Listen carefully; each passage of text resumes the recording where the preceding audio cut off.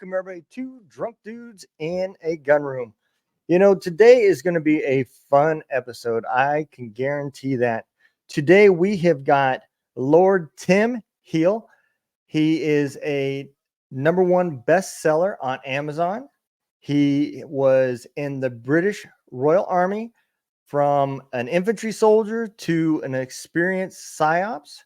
Um, Trust me when I tell you that he has done a bunch of stuff. We're going to get into it.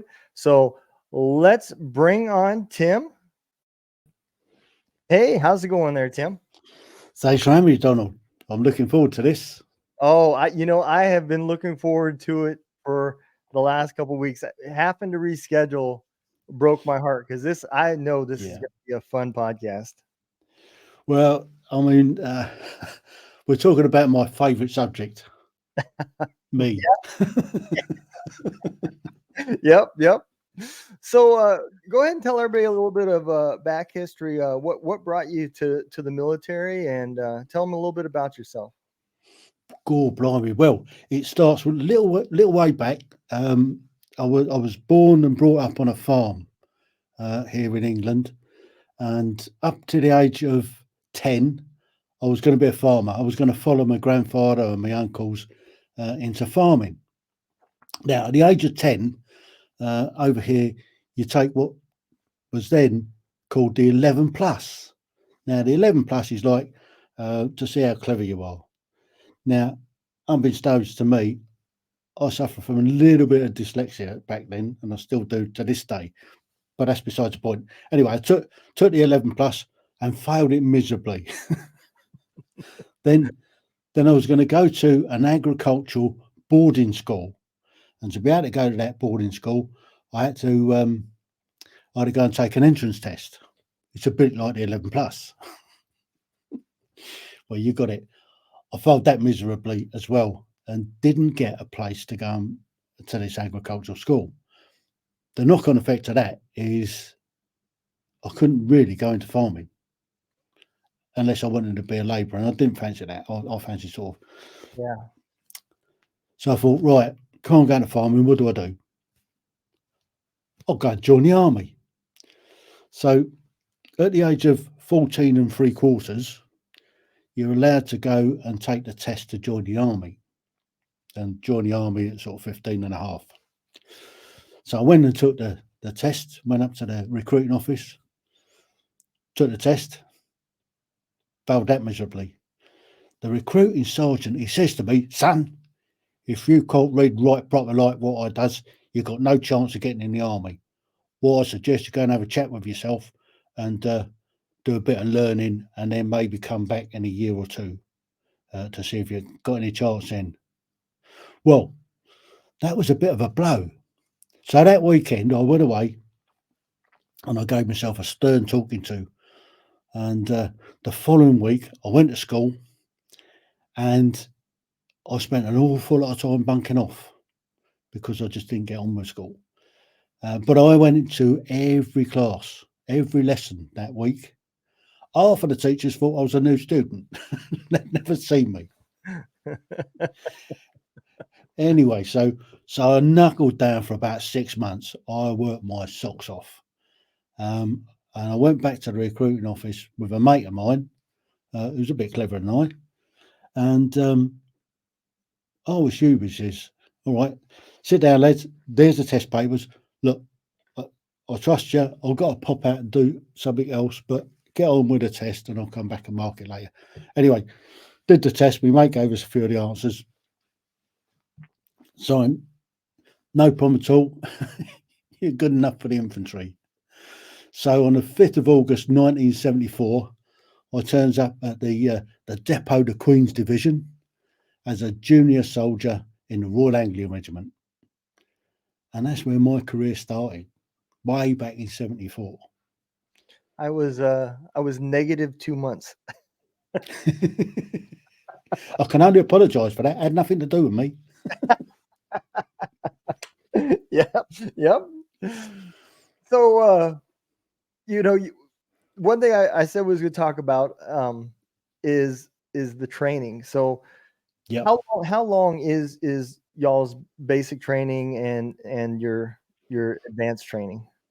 Well, back then, as a junior soldier, um, we did a 24-week course as junior soldiers. Okay. At the end of that 24 weeks, we had a couple of weeks leave, and then we came back and we did another 12 weeks as adult training. Okay. Now, the junior training was a bit harsh, um, because it was made up of lads a bit like me that weren't the sharpest academic types, Mhm. but we was more physical types. Right. Um, and it was physical. And we had a platoon sergeant, and the corporals were pretty rough, but the platoon sergeant was hard as nails.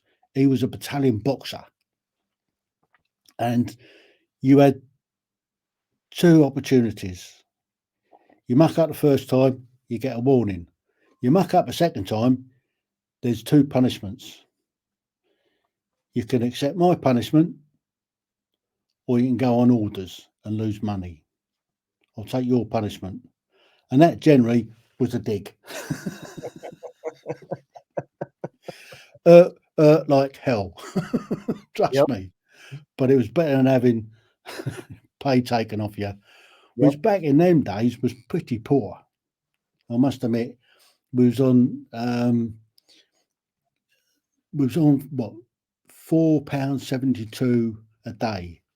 And out of that, on and out of that, there was deductions and all sorts. So Yeah. by the time you went and did your handed you over your paper, saluted, you got about 5 bob back. Yeah. Yeah. So I know. So for us, it's like our basic training is about 8 weeks, and then our advanced training is another 13 to 14 on average. It depends on what your job's going to be. Um, so ours is a lot less than what your guys's are, and our first 8 weeks sounds real similar to what your Yeah, first 24 was. But the pay for me, I mean, I came in 94, so I came in 20 years later, but I still remember. I think everybody remembers that first paycheck. Yeah, and mine was like for the month I made 700 and like $30, I think it was for the month, mm, is about what I got. Um, so I think that's something that's ingrained in every soldier is that first paycheck. Maybe it's just because of how young we were, because yeah. because at the time I was ecstatic. I thought that was pretty good. I look back now and I'm like, how did we even live off that? Yeah, well, we never did. I mean, they they took off, that £4.72. They took off food and accommodation charges, Yeah, and any incidentals that you, you run up against. If you lost some kit, you get charged for that. Buying fags for the corporal, and yeah, it was like slave labour. But I yeah, mean, the daily routine was that we were in a hut of about 20 beds and 20 lockers, and every morning we had to take down the bed and build a bed block.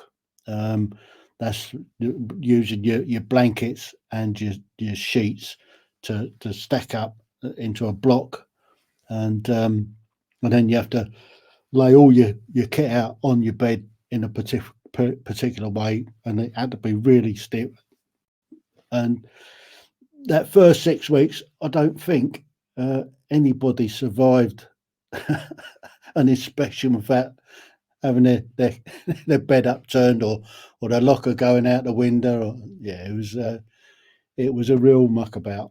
Um, after the first 6 weeks, that's when we sort of passed off the square.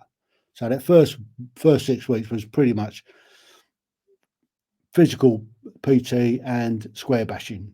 So yep, there's lots and lots of marching, rifle drills and stuff like that. Lots of PT, yep, getting us getting us fit, and we marched off the square, passed off the square. But I'll tell you how rough it was. We started off with 3 platoons with about 100 strong in the platoon. By the time we passed off the square, our platoon was down to 30, and so was the others. I think it was a pretty brutal regime, and they certainly weeded out the weaklings. Yeah. It got a little bit easier after that. We got an inspection probably once a week, full kit on the bed and all the rest of it. And then we went on to lots of different training and different weapon systems and different tactics. That was the rest of it. Did quite a lot of sports. Played a lot of rugby back then. Did a lot of running. A lot of PT every day. Yeah, that 24 weeks was pretty full on. We got to do some adventurous training. We got 2 lots. We got an early lot. We went up to the mountains in England, and we did some potholing, a bit of climbing, and stuff like that. And then I think it was the March, we got an opportunity to go to Germany, to Bavaria, to go skiing. And we had sort of 2 weeks skiing in Bavaria. Then we went across to adult training, and that we joined them at their 12-week point, and we did their last 12 weeks of training, which was more infantry stuff, more weapon systems, before we got posted off to our battalions. And I got posted off to the 2nd Battalion, the Royal Anglian Regiment, known as the Poachers. Mm-hmm. And that comes from the Lincolnshire Poachers, which were the 10th of Foot back in the day. And I joined them in Munster in Germany with a few of the other lads. And spent a year in Germany before we got posted back to England. What part of Germany were you in? We was in Munster, Westphalia. Okay. So if you look at Germany, it's about the middle. If you come across from the Hook van Holland, come almost straight across, you got Munster is just north of Osnabrück, Okay. and just south of Bremen. Okay. I did. I was over there for 3 years in Baumholder. Mm-hmm. So yeah, that's further south. Yep. Yeah. So Munster was great. It was a real proper drinking culture back then. that was the part about Germany I liked. I can tell you that much. You know. Yeah, I mean the sort of you wouldn't see the officers. Probably saw the platoon commander once, maybe twice a week. The platoon sergeants, you'd see them up until lunchtime, Mm-hmm. and you wouldn't see them again because they'd be down the sergeant's mess at lunchtime, and that was their day done. The corporals weren't too bad. Because we were a mechanised battalion, we had what we call 432s, which was armoured personnel carriers. So we spent a lot of time working on vehicles, cleaning, maintenance, and all that sort of thing. And that was Germany. So we'd normally knock off at sort of 4 o'clock in the afternoon and get down into the. It was an old Nazi camp, an SS, a Waffen SS camp that we were on, and down in the basements, we set up company clubs. So we go down there after work, have a few sherbets, and then about sort of 7 or 8 o'clock, go and get changed, then go downtown and be downtown on a few more sherbets, getting back at sort of 2, 3 o'clock in the morning. Couple of hours kip up at sort of 6, half 7, 6, half 6. Going out for a run before breakfast. We were functioning alcoholics, basically. Yep. I think that is like the primary job of every soldier. It doesn't matter what country you come from. Yeah. Every soldier. Of course, it's a lot different nowadays. It is. It is a lot different nowadays. I don't think the young fellas would be able to cope, but their livers wouldn't cope with it. That's for a start. No, no, I do have my doubts that some of the soldiers nowadays could handle the things that we put our bodies through back Yeah, then. That is true. we were a different breed. That's for sure. So I remember I'll tell you a funny story. I only been to England one time. It was a very very brief overnight stay.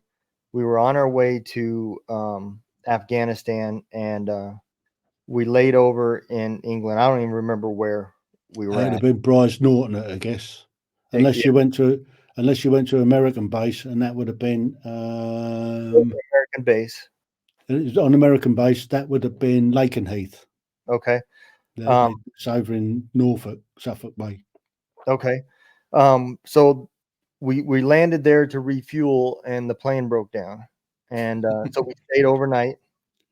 And me and the guys decided we were going to go downtown and find a restaurant and have a couple drinks and get some food. And I we guess found that was off down into Thetford, was it? I honestly I don't remember. Um, as a matter of fact, by the time the night ended, I barely remembered the night. So we found this little, I guess it was a bar that they served food too, and I experienced my first black and tan there, and I started drinking, and then we started doing liquor, and somebody somebody asked the girls there what time they closed, and they said when you stop drinking. Got a lock in. Yep, and that sounded like a challenge. So we kept drinking, and then they told us that the rest of the drinks were free, but we had to drink what they were making. And I don't remember anything after that. The guys told me the next morning that on our way back, I was stopping people, asking them if they seen Bin Laden, that we were looking for them. That I was guess you eventually found him then. yeah, yeah, eventually. But man, it was the longest flight to Afghanistan. Oh man, I was so hungover that next morning. I have no clue what was in those drinks, but I was miserable the next day. Brilliant. I still remember when they lowered that ramp. We landed, it was like in July, and Oh, it was like noon in Kandahar, man. And I didn't think I had anything left in my body to puke or crap out or anything anymore. And when that ramp came down, I started dry heaving. When that heat hit me, I said, "Oh my!" yeah, But it was, tad warm, was it? yeah. Oh, it was hot. It was hot, Mm. man. But it was a good time. So anyway, after spending the year in Munster in Germany, we got posted back to England to a Mhm. place called Gillingham in Kent, and we were there for 2 years. Well, I say we were there for 2 years. We was away more than we was there. Um, we did a Northern Ireland tour from there. That was my first tour of Northern Ireland in 1977. We went to the Ballymurphy in Belfast, West Belfast, and that was a tasty tour. We had lots and lots of different incidents. We had rocket attacks. We had riots nearly every other day. We had shootings. You name it, we got into it. Riots. I mean, just riots were just ridiculous. It just sparked. Just which all we had to do is walk into to the ball ring and it'd kick off. Yeah, Yeah, we had a rough old time there, and it was hard because we had to get other units in to help us out because we were so fragged. We were probably working 18 hours a day most days The only time you got a little tiny bit of rest was when you was in camp on sangers, Mm. which was you were guarding the camp, and we had I think 5 sangers around the camp plus the gate to look after and the back gate. So we got 2 gates and 5 sangers. So that took up the whole section. So Yeah. a whole platoon would be on that, and you'd be doing 2 hours on, 4 hours off. Then you'd be on patrols for 2 days. We had a 6 day week, rolling week. Hmm. So we'd do 2 days of patrols. And when you're out on patrol, you was out on patrol best part of 12, 15, sometimes 18 hours a day. Then you were on QRF. So you came off the Sangers, you went on to QRF, Quick Reaction Force. And that meant that you was sat in the waiting room ready to go at a moment's notice if something kicked off. And it generally did. So when you're on QRF, you crashed out all the time. So by sort of halfway, 3/4 way through the tour, we were getting other units in to come out and help us do patrolling and stuff like that. We lost a few guys on that tour, blown up and shot at and shot. One particular incident, we'd been out there for about 2 months, and my foreman Brick, my section commander, he always travelled on the front left. I was on the front right of the section. I had a guy called Terry behind me. He had a guy called Chris behind him. And during training, we'd practice. We come around the corner, change, so we just swap sides. But we never did it once we got out there. So we've been out there for about 2 months, and we came out of the place called the Moyard. We came down into Spring Hill Avenue, Hmm. and as we came round the corner, he said, "Change." What? So we swapped sides. We hadn't gone more than 50 metres down this road, and 2 shots rang out. One hit him and went straight through his groin and out of his backside. The other one went in through somebody's kitchen. I fired back 2 rounds. The first round must have winged past this bloke's head because he dropped the weapon and scarped it. The second one, because it was going up, I took out a stained glass window of Corpus Christi Church in the Moyard. So glass everywhere. But when because I fired the second round, looked over, saw him hit the ground. And as he's hit the ground, he's got onto the radio because he was the only one with a radio, of course. Didn't have a lot of comms back in them days. Yeah. He sent a contact report. He said, "Hello, 1, this is 13 Bravo. Contact Spring Hill Avenue. Send Starlight. I've been shot in the arse. Out."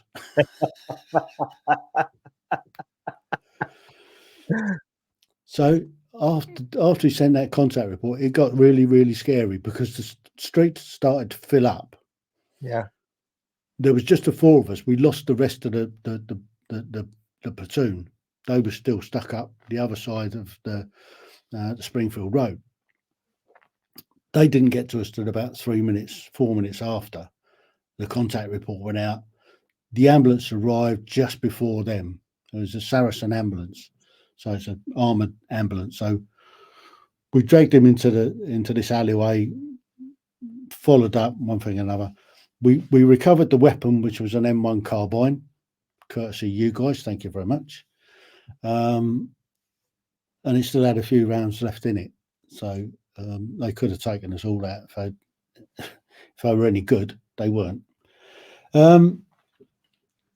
Yeah, and a fortnight later, after he was casevaced out, I got blown up with another lad. We got crashed out. We were on QRF. We got crashed out to what they call Kelly's Corner, which is the junction of Springfield Road, White Rock Road. And as we got up there, the post office van was being sort of bricked and things. They started chucking stones and things at us. So we extracted around the back of the houses on the corner. And as we were going over the fence to come around a different way, there's some clown hit a tit and done a command deck, blew two of us up. My mate copped most of it, and he had, I think, somewhere around about 175 stitches up his back. I had a big nugget on my head where I landed on my Swede. I got blown up into the air and landed on my head. They took him off to hospital, and I was left on the streets for another 6 hours while we did a follow up on this. And I was suffering concussion, and I didn't know what was going on. I couldn't hear a thing. I was Mutt and Jeff, Yeah. because of the explosion. Yeah, pretty grim time that tour. But we got back off of that tour. We had some other fun stuff. We did a trip to Italy. We did an exchange with the Alpinis. That was fun. We spent sort of the first 2 weeks chasing them up and down dry slopes and stuff like that in the mountains. And it was quite funny because they get a sachet of brandy for breakfast and some porridgey type stuff. I mean, we were eating the same as what they were eating, pasta for lunch and dinner, and lots of wine. So we were pissed most of the time. Yeah, so we spent 3 weeks chasing the Alpines around the mountains, and then we went down to Venice. And we had a sort of a long weekend break down in Venice before coming back. We did a Norway tour, which was great fun. We did an exercise in Denmark. That was quite fun. We were guarding this road, and this American truck came down. so we opened up on it, stopped it, and it was a ration truck. we spent the rest of the exercise eating American rations. I apologize for that because the rations are definitely not very good, I'm sure. They call them MREs. Yep. What do they call them? Meals ready to eat. Yeah, no, we call them something else. Yeah. Can't remember what we called them. Yeah, they were like cardboard. Back then, those were the dark brown ones too, right? Yeah. Were dark brown. Yeah. This is back around about 76, 1976, somewhere around about there. Yeah. K rations. Yep. Yeah. Oh man, I apologize. Oh. The ice cream had melted. Yeah. There's no food in those. I don't know what they make that stuff out of, but it's not food.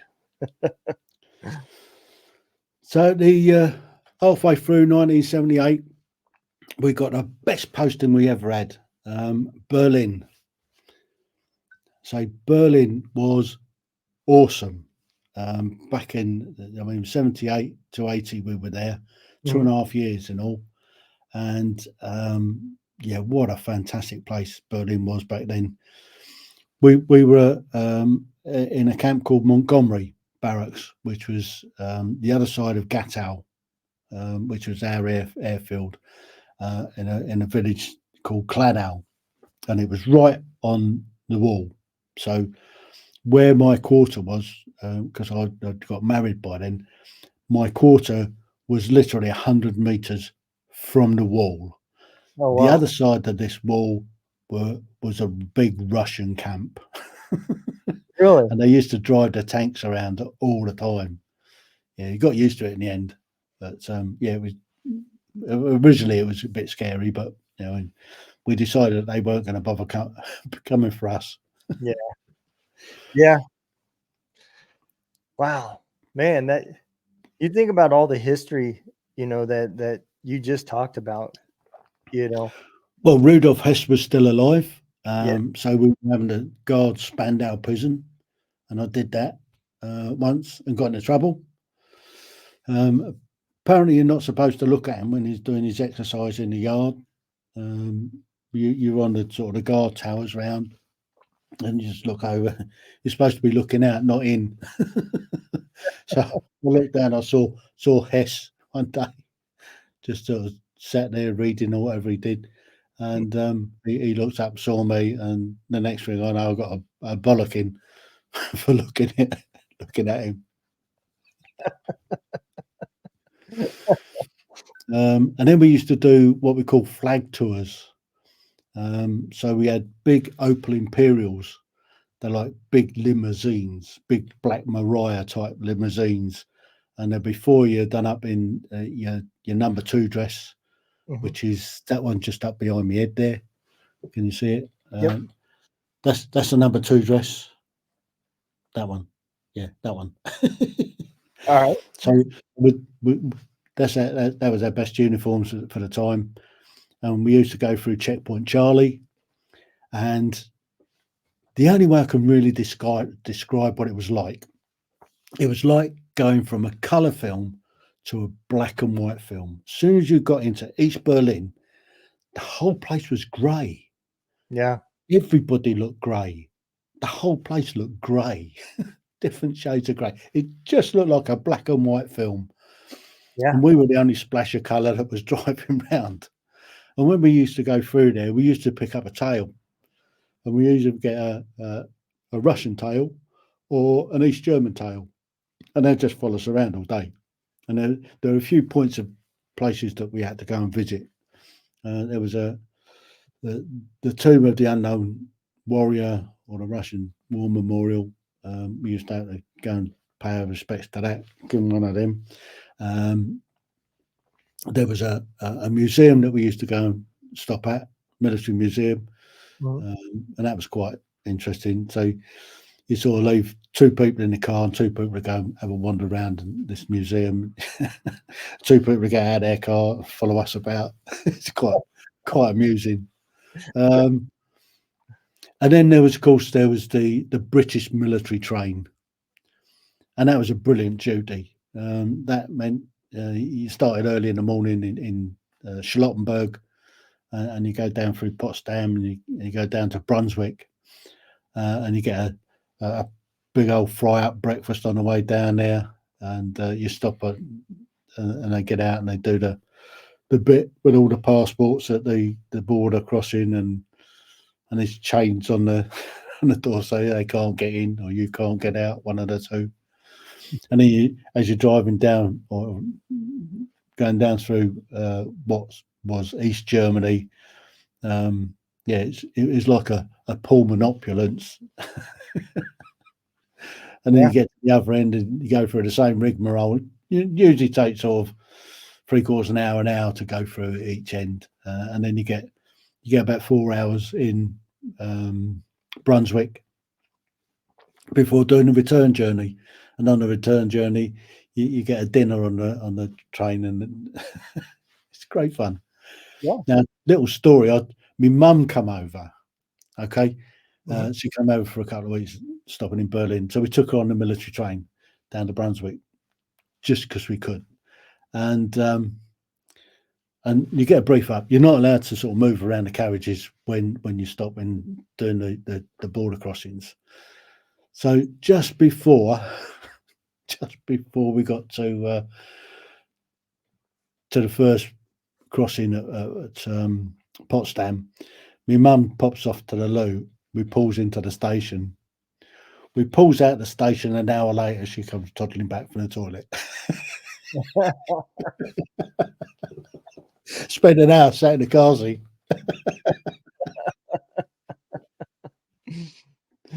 Well, I mean, at least she proved that she can make it through without being checked, I guess. Yeah, absolutely. Yeah, it was quite funny. So, Ireland, that was a civil war, right? Yeah. Insurgency. It went on for 30 years. Yeah. I mean, there's 2 ways of looking at it from a British perspective, from a soldier point of view. For us, it was a brilliant training ground, because you was actually operationally doing what you've trained to do. You're wandering around the streets with live ammunition. Yeah. quite often one up the spout, depending on the situation. Depends on where you were. I did a couple of other tours. So the first one was Belfast. Second one, we spent 2 years in Londonderry. Londonderry, we spent lots of time doing border checks and stuff like that. So you're out in the Ulu, out in the sticks. Then I did another tour in Crossmaglen, which is down on the border in South Armagh, which was all rural, what's naming. So you've got lots of opportunities to do real life operations that you train for. So that's what makes the British Army probably the best army in the world, because we had that going on for 30 odd years. Yeah. And so I was in Northern Ireland. We were in Londonderry when the Falklands kicked off. So during that period, although they were having a lot of fun down in the Falklands on their cruising down there and cruising back, we was having a pretty rough time up in Londonderry, or across the whole province really. There was lots of stuff kicking off because old Paddy wasn't happy that the British Army was getting lots of attention in the press and everything. All these heroes and everything taking back the Falklands. Yeah. So that was fun. I mean, it is unfortunate that that you have to deal with stuff like that, but it is, like you said, it is an opportunity to gain those experiences, because that was one thing that America had that problem with, was everybody was gone. We had Vietnam, and then we had no real experiences between then and the Gulf War. Yeah. So even training guys, the people training our troops were no longer combat experienced veterans. They had all retired. They were gone. It does make a big difference. So we had that going on for 30 odd years in Northern Ireland, from I guess 68 it started. It's kind of finished up. When was the last? I think it was 2000, or was it 98?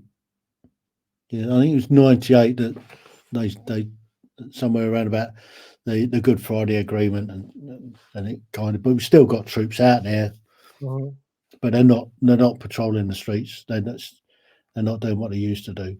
So it's yeah. All the terrorist activity that they used to do out there has now been returned as criminal activity. So the police generally deal with it. Northern Ireland's a funny old one, but I mean the Falklands gave us some experience of proper war fighting, and then say 1990 came along, and we got involved with the first Gulf War. And that was some good training. Yeah. Proper putting into practice what you spend all your time training for. And then we go into the 90s, where the Balkans kicked off, and later on Sierra Leone. So yeah, we were building experience, and we've got guys that were building experience. Yeah. Yeah, Syria and that whole area over there has just been a shithole for years. It ain't going to change. No, it's not. Ain't going to change anytime soon, is it? Let's face it. I mean, you look at how far back you can go, and how many countries has been in and out of Afghanistan fighting there. Yeah. I mean, Alexander the Great, he got his ass kicked as well. Yep. So the Afghans. Now, Afghanistan. I'll just cover a little bit before that. So in 1998, I got recruited onto 15 UK Psychological Operations Group, and I became a purveyor of propaganda, lies, and deception. So I got recruited on there. I joined the group on the 1st of June in 1999. The CO at the time, he said to me, would you be prepared to be deployed at any time? Yeah, no problem at all. I don't have a problem with that. Anyway, November 1999, I found myself going to Kosovo.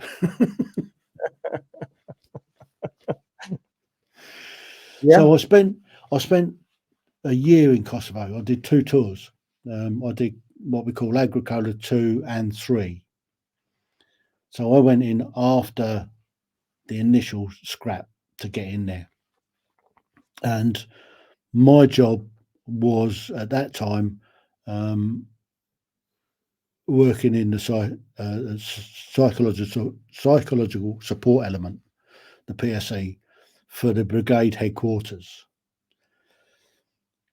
And that's where I cut my teeth. That's where I learned the trade. So before I got there, I knew I was going. So I did a lot of reading up about the Serbs, a lot of reading up about the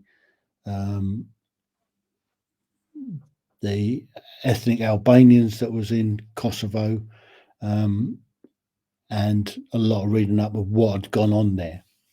So when I got in there and hit the ground, I had a good understanding of the mentality of the people there. And every day I was there, I was learning more. We had 4 interpreters work for us, and I was always talking to the interpreters, learning as much as I could about the psyche of the population.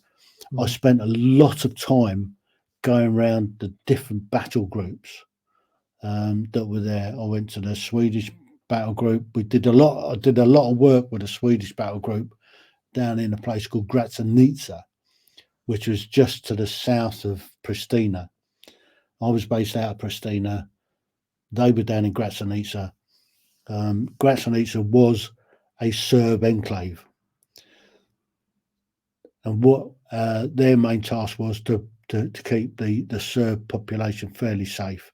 There was a couple of other Serb enclaves at places like Kosovo, Polje, and that, where they were able to go between each other. So we were providing safe routes, and also they were able to come down to Pristina, do shopping. So that was one part of what we were doing. Then I was working with the Norwegian battalion, the Finnish battalion. Did a lot of work with the Americans down in Bonstil and over in Jelani. I did some work with the Spanish up in Istok. I did some work with the Italians over in Pech, and I did some work with the French up in Mitrovica. Is it Mitrovica? Yeah, Mitrovica. So I got to go all over Kosovo, which was really good. It gave me a good understanding of the country, a good understanding of the population, because Now, everything that we were doing was directed at the local population. so Kosovo, terrain wise, it was similar to Bosnia, but the Yeah, people wise was a little bit different. If I'm not mistaken, I've never been to Kosovo, but a lot different from Bosnians. yeah, they're more Serbs, I mean, the Serbs are similar to Bosnians, but the ethnic Albanians are different barrel of monkeys altogether. right. Totally different ball game. Yeah, They're more akin to Albanians. yeah. So, I mean, it's a fairly poor country. I mean, we poured millions in there. Yeah, we poured a lot of money into Kosovo in that year I was there. Yeah, I think as far as a fighting force, the Albanians are a pretty tough group. Is not as far as having a great army, but as far as a fighter, Yeah, individual fighter, they're pretty strong. yeah. I mean, I think halfway through my first tour, the the media ops team. So we were part of the psyops team, and we had our own vehicle and stuff like that. That I was able to utilise get because we were going down from where we were in the university building, which was the headquarters of the British um, brigade. We were going down into the centre of Skopje, centre of Pristina, because we had another group down there. It was where the UNMIC were. It was the OCE. I can't remember. Anyway, we also had the radio station down there, so we were going backwards and forwards with stuff at the radio station, stuff like that. So I got pretty much a free hand to do sort of run around, basically. Yeah. Halfway through, maybe three quarters of the way through my first tour, the media ops team had their driver that used to take them out. Uh, what happens is the media ops team, if there was an incident that went off, they would ring up journalists. They would have a driver that take them out in a secure fit Land Rover with secret comms on to be able to liaise with the troops on the ground and the journalists, and they would be the link between the two. Their driver got extracted on a compassionate case. There was nobody else that could drive their Land Rover with a secure fit apart from me.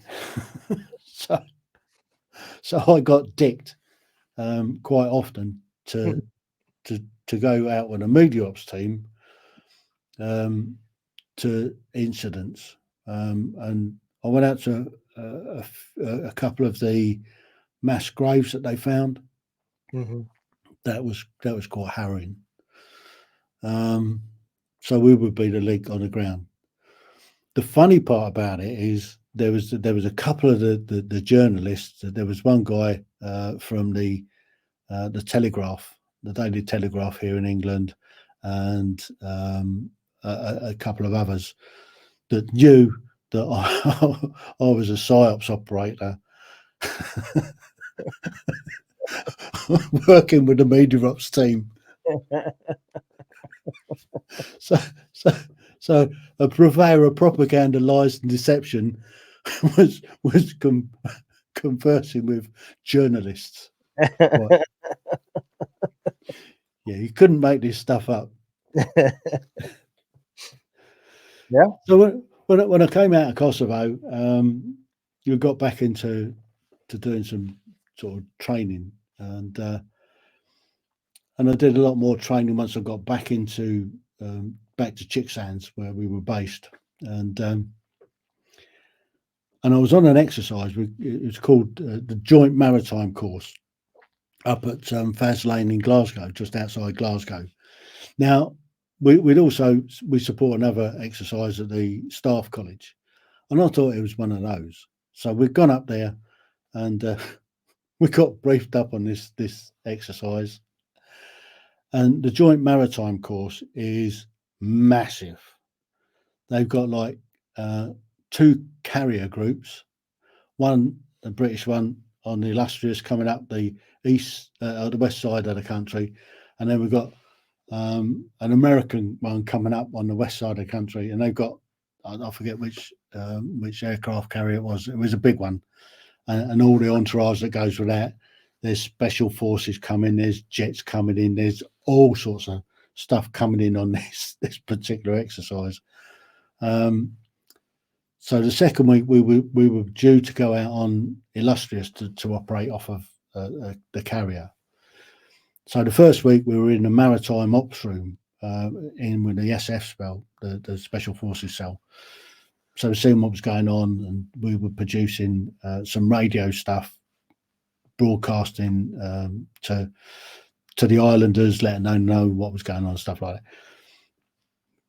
This is at the same time that Macedonia was starting to rear its ugly head. I remember Macedonia. I So, totally forgot about it. so that weekend, we were due to go off, get flown out onto the aircraft carrier Illustrious. Instead, we had to drive back down to Chicksands. We got extracted over the weekend from this course, this exercise. Monday morning, we had a brief. Tuesday morning, we went down into London to the Ministry of Defence, and we got another briefing down there, a secret briefing about what was going on in Macedonia. And we were supposed to fly out on the Wednesday to Skopje. We ended up flying out, I think it was about a week and a half later to Skopje. We got set up out there 3 weeks before the Blair Assault Brigade came in, 16 Blair Assault Brigade. So we were there before them. So we were force enablers. We were setting the ground for the paras and that coming in to do the weapons collection. It was only a 90-day op. Yeah. So we were in there a few weeks beforehand, getting the ground ready. This particular day, they gave us this little Daewoo Mets. I mean, tiny little thing. Yeah. And you imagine putting 4 big blokes into this thing, driving along, and you switch the aircon on, and the thing would die. So you had to switch the aircon off and open the windows. So we sat outside Camp Able Sentry. We called it Anal Entry. It's American camp in Skopje. And the guys have gone into the PX to do a bit of shopping. I'm sat out listening to the radio, and they stopped the broadcast and said that there's something had gone on in New York. So I grabbed the guys, went back to the ops room where we got some big tellies and that.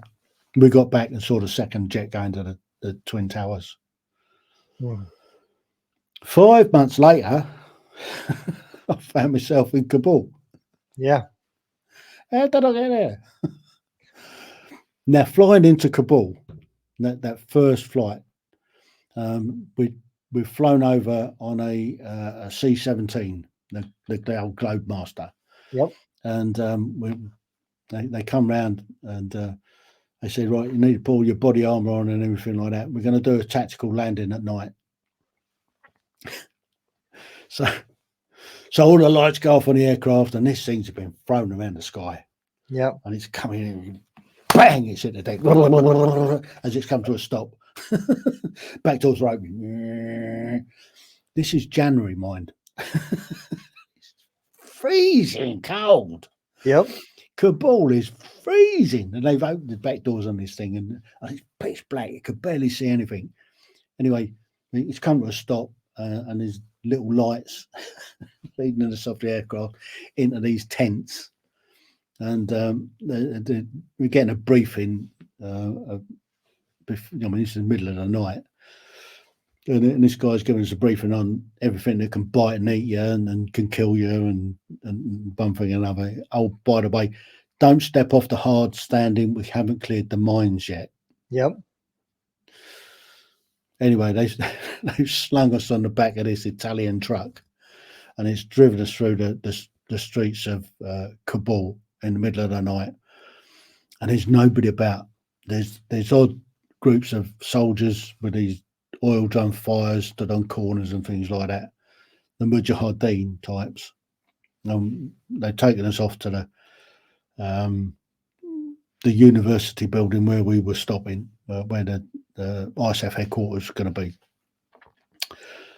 Got greeted there, got stuck into this tent, right? A 9x9 tent, I think it was. No, 12x12 tent. Freezing cold. We were gibbering like idiots. Middle of the night. Sun comes up in the morning. Whole different light on the place. And yeah, I spent 6 months in Kabul. So you were there having an absolute wonderful time. Yeah. So you were there when Operation Red Wing started then, because that was March of '02. Yeah, we called it Jacana, Yeah. Op Jacana for us. Yep. And yeah, so we were based at headquarters ISAF, which was just down the road from the American Embassy, just across the road from radio television Afghanistan. That was they got up and running while we were there. I did a little bit of work with them as well. And just over behind where we were, there was the academy, the military academy. There's a big field there, and we used to sit on the wall and watch them playing Bushkazi. Hmm. And I don't know if you've ever seen that, but it's done on horses, and they use a a goat, they're throwing a goat around, and one thing or another. Yeah, so that was good fun. Again, I had a fairly free hand to do stuff. We came up with this concept of the ISAF News, and it was a tri-language newspaper in English, Pashto, and Dari, which is the three languages there. And it was all good news stories about what we were doing. So I was able to go out and do interviews with people, get stories to put in this thing. And I had the opportunity to interview Ashraf Ghani, who later became the president. He was at the time he was the finance minister. Hamid Karzai, I did him. I did the minister of the Hajj, and they had the big lawyer Jurga, which was the Germans built this massive, great big tent, and they got people from all over the country, and it was like a big convention, for want of a different word, and I was able to interview some people there. Now there was a woman that got up on the stage and spoke. I mean, I don't speak Pashto at all, but she came across as really, really passionate and all the rest of it. And I was able to have a chat with her afterwards, and I did a bit of a piece on her. And she had come up from a place called Lashkar down in Helmand, and I'll tell you a bit about her in a second. So most of the time, I was able to go out on the ground, just me and an interpreter, and anywhere around where we were, no problem at all. If we were going anywhere outside the city, then I'd need to get an escort. And generally at that time, we had the Italians that were guarding the place and doing escort duties. We also worked with the Germans. We worked with the Americans. They were just outside of town on the Jalalabad Road. So, yeah, I had a good time there. Then when I went back in 2006, I'd done an Iraq tour after that, but when I came out, we handed over to the Turks. So the Turks took over HQ ISAF. We handed over loads of stuff to them, loads of kit and all the rest of it, and this newspaper, which had grown by then. We were producing 50,000 copies a fortnight. Got local printers doing the what's the name of it. Went out as a broadsheet. When I went back in 2005-06, I was really impressed that the newspaper was still going out, still in the same format that we'd put together back in 2001, 2002, and it had gone colour, and it was going across the whole country. That's awesome. Albeit a bit sporadic, but yeah, it was pushed out across the country. By this time in 2006, my Iraq tour was shit. I nearly didn't come back from there a few times. But in 2006, I was in Kabul, in Lashkar, in Helmand province, and one of the this woman that I'd interviewed back in 2002 was working at the women's centre just down the road from where we were, and I spent probably 3 months trying to get her to come and do some work on the radio, because I was gone across on my main responsibility was for the radio in a box, which is commercial radio. So instead of pushing out a newspaper, we were pushing out radio. So we did a lot of recording and stuff like that. So we were coming up with this thing called, we called it the Afghan Archers. So over here, there's a radio program that's been going for must be 70 years now, called the Archers, and it's about a farming community, local rural community. So we came up with that sort of idea, and we would write scripts around what had been going on recently in the area and the markets and stuff. Anyway, convinced this lady to come and do some recording. So you got some other ladies, we wrote a script for them, and we recorded it. And that went out, and then we did another one, and that went out, and that went down a storm, but down really well. And then I came out. I left Afghanistan in the middle of 2006, back to Six Hands, and then I went back again in 2008-9, and that's another tour. Did was the paper and all that stuff still going on? The paper was still going on, but that was run by NATO up in Kabul, and it kind of, I don't know whether it fizzled out or it didn't fizzle out. It got taken over by the locals, and that they were running with it. Okay. They changed the name, but the layout was still pretty much the same as what we did. And it was still going out in the same 3 languages. I think about that time frame is NATO really did kind of take a big hold, because Kandahar became a really big NATO area. Because last time I went to Kandahar, I didn't even recognize it. It really looked like nobody even wanted to take charge, and like everybody had their own little area. Don't. I had one experience of Kandahar. There was a support element, psyops support element in Kandahar that had a big Ricoh printer that was able to just printing. And in 2006, we were mounting operations in a place called Musakala and a few other places, and we were doing leaflet drops. Now, I've been out in the field for about a week. I've got my beard on. I'll show you some pictures shortly, but I've got a beard on, and I'm I mean, imagine being out in the field in Afghanistan, filthy, stinking, dirty. I've got this helicopter that's picked me up, flown me to Kandahar, dropped me at what's name is waiting there for me.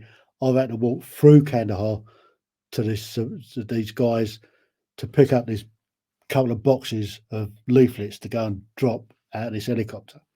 So as I'm walking through, there's this shout, "Oi, you!"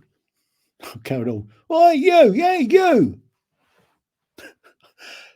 I've got full battle rig on. I mean, I'm stinking, I'm filthy dirty. I've got my helmet slung down my side. I ain't got a lid on. There's this horror station warrant officer is shouting at me. So I've wandered over. He says, "Where's your hat?" "Pardon?" "What? Where's your hat?" "I ain't got it." "I'm on business. I'm in a hurry. What do you want?" To this station warrant officer. He's starting to go sort of steam coming about his ears. I said, "Look, I'm on an operation. I've got to pick up some urgent equipment to go and kick out of an helicopter. Now, what do you want?" "Fuck off," he says. He told you to fuck off. I think it must have been the aroma that was coming off of me because I was stinking. Anyway, I've got to the support element, found the guys. Oh, sorry, if we'd known when to come and pick you up in the car in the pickup. So anyway, they took us back up there to these boxes and off we flew and then kicked them out of this helicopter. Yeah, that's kind of how I felt about Bagram, man. Bagram. Yeah. We just walked down that main street like this. Yeah, none of that. None of that where I was. You do that, somebody's going to get shot. I mean, that's our policy too. And Yeah. yet, when you're on Bagram, they make you salute, and it's like, whatever. Yeah. Anyway, did you want to see some pictures? Absolutely. Here we go then. Let's give you some pictures. Oh, this is my studio, by the way. This is where I operate from. That's where all the magic happens. This is where it happens. And I'll tell you a bit about what I do nowadays towards the end. Okay. But here we go. Look, here's some pictures. So the top left picture there is me in Kabul in 2002, working on the ISAF news. The picture underneath in all red, that, believe it or not, is in Camp Victory in Iraq. Now, what happened there was we've flown up there for this conference. We landed in Camp Victory from Basra. The guys met us and we were going down into the green zone for a conference. So we were in a pickup truck. We got 2 pickup trucks, tatty looking things. As we're coming to go out the gate at Victory, there was a Humvee, a pickup truck, pushed their way in front of us. Off they went. We went off about, 30 seconds, a minute behind them. Halfway into Baghdad, boom, they got blown up. As far as I could tell, there was at least 2 dead and about 4 seriously injured. We came along, helicopter came down, we got ushered on, carried on to the green zone. We went to the green zone, by which time we were held up outside because they're panicking like mad about us going in. Absolute bloody nightmare. So that was the first time they tried to kill me on that trip. Later that day, we came back to Camp Victory without incident, fortunately.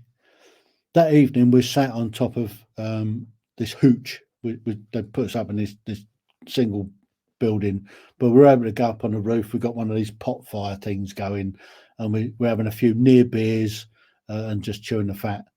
All of a sudden, a burst of about 25, 30 5.0 rounds came over our heads, tracers the lot, shot straight past us and killed a guy on the cemetery. I thought, that's damned unfriendly.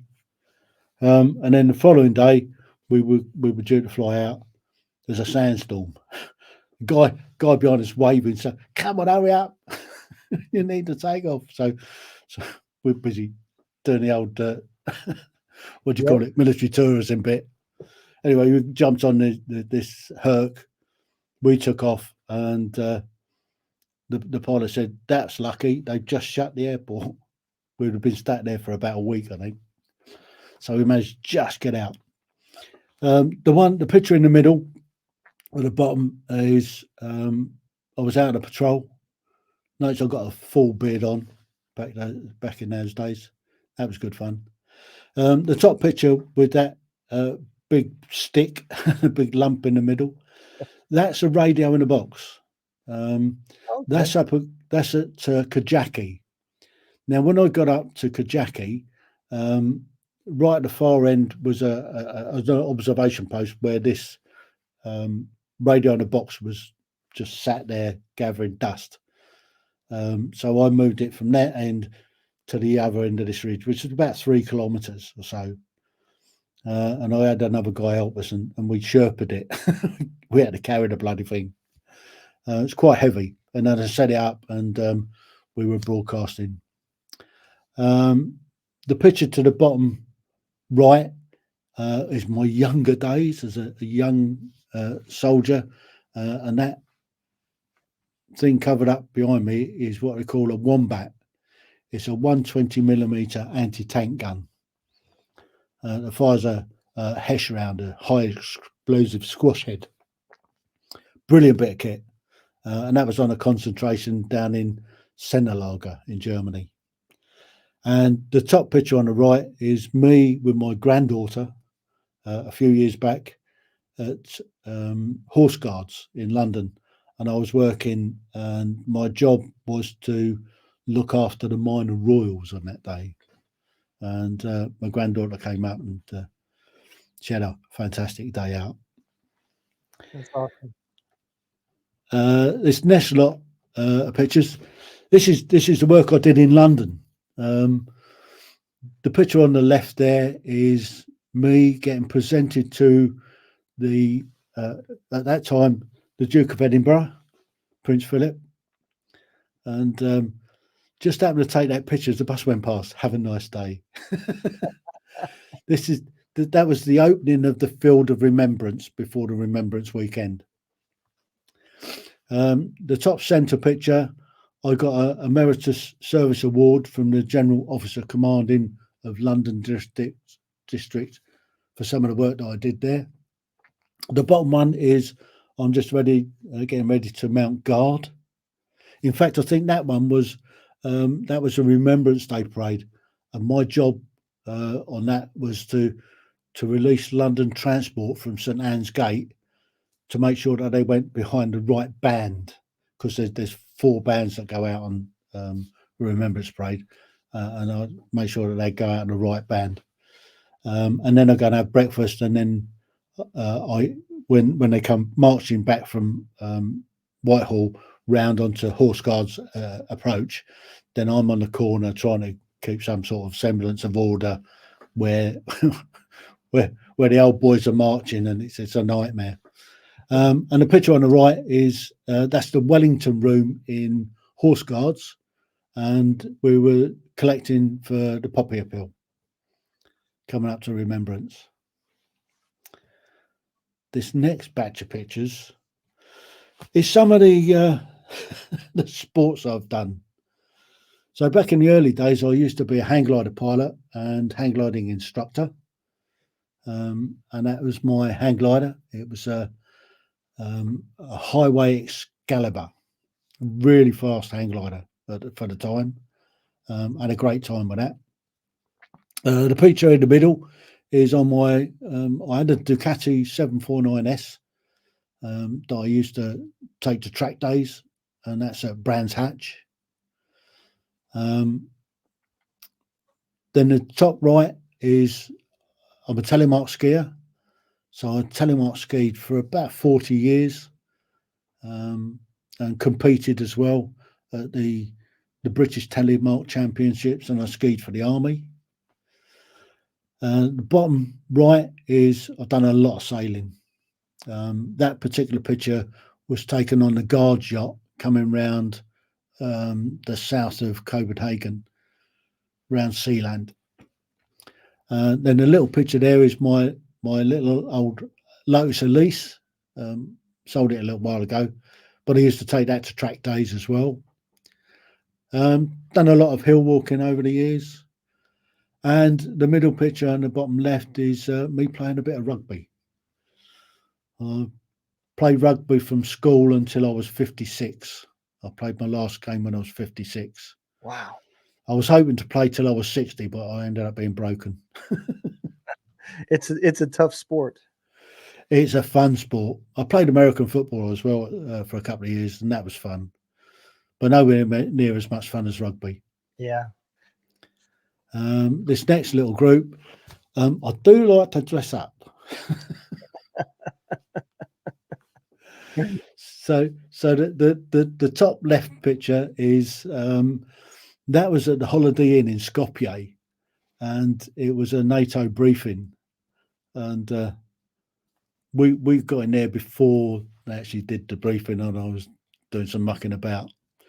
The bottom left did a bit of cross dressing. I've got great legs, by the way. The one up in the centre right, we had a fancy dress night in the mess. The one in the middle on the left, when I was just about 3, I fought a brown bear, a big old grizzly bear, a mean old grizzly bear, a bit like Davy Crockett. And the centre one on the left is in Norway. Apparently, you have to do 30 mile an hour to do farts. And the one on the right is I'm all dressed up to go to a Burns night. Got my tam o' shanter and my sporran. And I think that's it for the pictures. Yeah. So, so there you go. Man of action. Yeah. You know, those are the good times, you know, the family times and the good memories, you know. That's Yeah. the stuff that we carry with us. I mean, I've been around for an awful long time, and I've had some fantastic times. I've had some shit ones as well. I mean, don't get me wrong. I mean, there's Absolutely. been a few downs, Yep. and yeah, You know, but that's what I always tell everybody, you know, the the American Army recruiters that they tell you that you're going to see the world. They just leave out the part it's going to be the third world. And and you're gonna have to sweep it up. you're going to have to sweep it up and get rid of the rats and everything else. But with that, you know, the places that you do get to go with your family, you know, Yeah, I've seen a lot of history, a lot of castles that I got to take my kids and my wife to and see, and those are memories that we'll have forever yeah. that I would have never gotten to do if it wasn't for the military.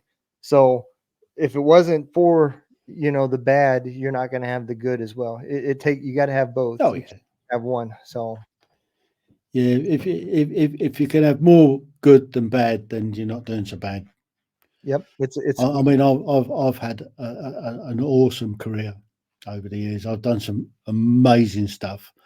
I've done an awful lot of stuff I can't talk about, yep, and I've done an awful lot of stuff I can. yep, I've had some rough times. I mean, I've had some pretty dark, dire times, yeah, um, but you come through them.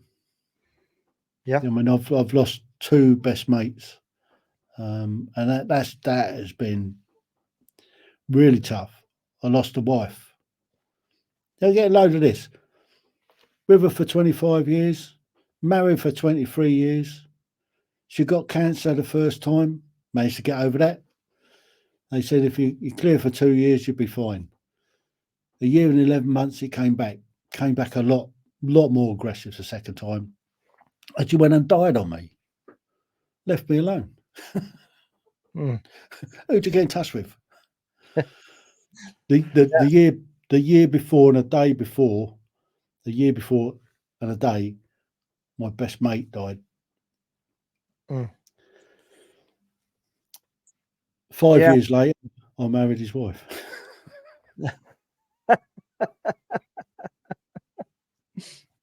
Well, I mean, you're looking after her and making sure that Yeah. everything's good. Well, we'd known each other for, I don't know, 20 odd years. I mean, it's funny the way it worked. He was best mates with my wife's first husband. Hmm. He was killed flying hang gliders, and I met him through hang gliding. So when I learned to hang glide and all the rest of it, he was the training officer for the British Hang Gliding Association, and I was on my instructor's course when I met him. And we became sort of mates and became best mates, and we did so much together over those sort of 30 years that we were best mates. And then he died. Well, he's worse than that. He took his own life. And that is really tough to deal with. Yeah, But I can relate to I that. mean, veterans and suicide go hand in hand, unfortunately, and it's needless quite often. There's so much that can be done, and you've only got to reach out. So, any veterans out there that have dark times, there is light. There is always an ear that'll listen and take the piss. And I'm glad you said that because for the listeners that see that it's not just an American veteran issue or anything. This is soldiers from around the world. You Yeah, know, it's not one particular war. It's war. You know, um, it doesn't have to be war no, it doesn't. to suffer traumatic stuff. But I'm saying it. What I'm getting at is it's not just us here. It's not just your individual. It's everybody. This is a natural problem that we need to talk about, and Yeah, you're not alone feeling this way. So this isn't an American problem, a male problem, or a female no, problem. This is a human problem, and yeah, um, absolutely, it's not just a veteran problem. I know a lot of civilians that are going through these yeah. problems. You know, um, I don't know how some of the paramedics and police officers that see some of these car accidents and children day They, in and day out, you know? yeah. It's it's something that is it needs talking about, It does. and it needs talking about because so many people, in fact, just about everybody you can imagine, has your dark day. Everybody has has had some sort of traumatic incident in their lives. Lots and lots and lots of people have childhood traumas they carried with them all their lives, Yeah. and they don't deal with it. Yep. Um, and I think one of the things that we try and push it that it's okay not to be okay. Yep. It's okay to say I'm struggling, and Yep. there's always somebody that will give you that ear. Sometimes that's all it takes, Yeah. just for somebody to sit there and doesn't need to say anything. They just need to listen. Yep. I completely agree. For me, it was podcasting, and I discovered it completely by accident. We started this podcast. It was me and my old first sergeant, and it turned out to be therapy. It got me talking about things that I hadn't never been talking about. And by the end of season one, I realized that I was starting to open up about things. Not that it was still easy to talk about, but I was at the beginning stages of talking. And Mm, once you start having that conversation, you know, each time you're able to go a little bit further and a little bit further and a little bit further. And that's kind of where, the nonprofit that I'm building has came from, is to get other veterans to start that process. And then once you realize, hey, I can talk about this, you'll find a group therapy or something, or someone that yeah, you feel comfortable talking to. And next thing you know, you'll be on that path to helping yourself. absolutely. Well, that's kind of how I sort of fell into podcasting. Mhm. Um, Going back, I guess 2017, 18. I was just retiring from the army. I was working on ancestry. I got my DNA done, um, and it's quite interesting what came out of that. Um, I, I'm 50. Just trying to remember the figures. I'm 52% English. 38% Scottish. Don't know where that came from. Maybe it's because I like to wear a skirt occasionally. I've got 9% Swedish, 3% Norwegian, 1% Danish. Keep this one quiet. 2% Welsh. Don't know where that's come from at all. Don't know where the Welsh is snuck in there. I'll edit that part out for you. Yeah, thanks. So anyway, so I'm working on Ancestry, and I found my great granddad, Mhm. and he was a chief stoker in the Royal Navy, and he lived about 3 miles from where I live now. So I live over in a place called Gosport. Mhm. He lived over in Portsmouth. He was a chief stoker in the Royal Navy. He died back in 1930, so he came through the Second World War and stuff like that. And my granddad, he also came through the First World War. He had a bone replaced in his left arm. Had a titanium one put in there or something like that. So he was injured in the Dardanelles in Turkey during the First World War. So I found that out, and I thought it'd be brilliant if I could go back and have a chat with him. Unfortunately, I ain't got a time machine, so I can't. Yeah. We got into lockdown, and I'm looking at this and I'm thinking, well, if I don't tell my story, it's going to be lost like theirs. Yep. So what I did, I started a podcast, and it's Audible, and I did 20 half-an-hour episodes of my life. So if there's any of your listeners out there that are suffering from insomnia and they want something to put them to sleep, they can have a listen to that. I got to the end of that, and I thought, what do I do now? Well, I did another couple of episodes of in-depth stuff that I'd done. And I thought, what do I do now? Why don't I try other people? So I got hold of my mother, and I got her story, and it's kind of snowballed from there. So I got up to about 40 odd episodes, and I started to struggle at cajoling and beating people up and dragging them in, kicking and screaming to tell their stories, which is when I got into Podmatch. Yep. Podmatch has been awesome for me. I agree. And then I started doing it on video as well. So I record it like this in video. I strip off the audio, put that on as a podcast, and put up the video as a video on YouTube. I've lost count. I've done 200 and about 218 interviews through Podmatch, plus all the ones I did before that. Yeah, I've done a lot. Yeah. I put up one episode a week on a Sunday of ordinary people's extraordinary stories. So that's been running for the last 3 years, and there's a lot of people to go and have a listen to, and there's some really fascinating people.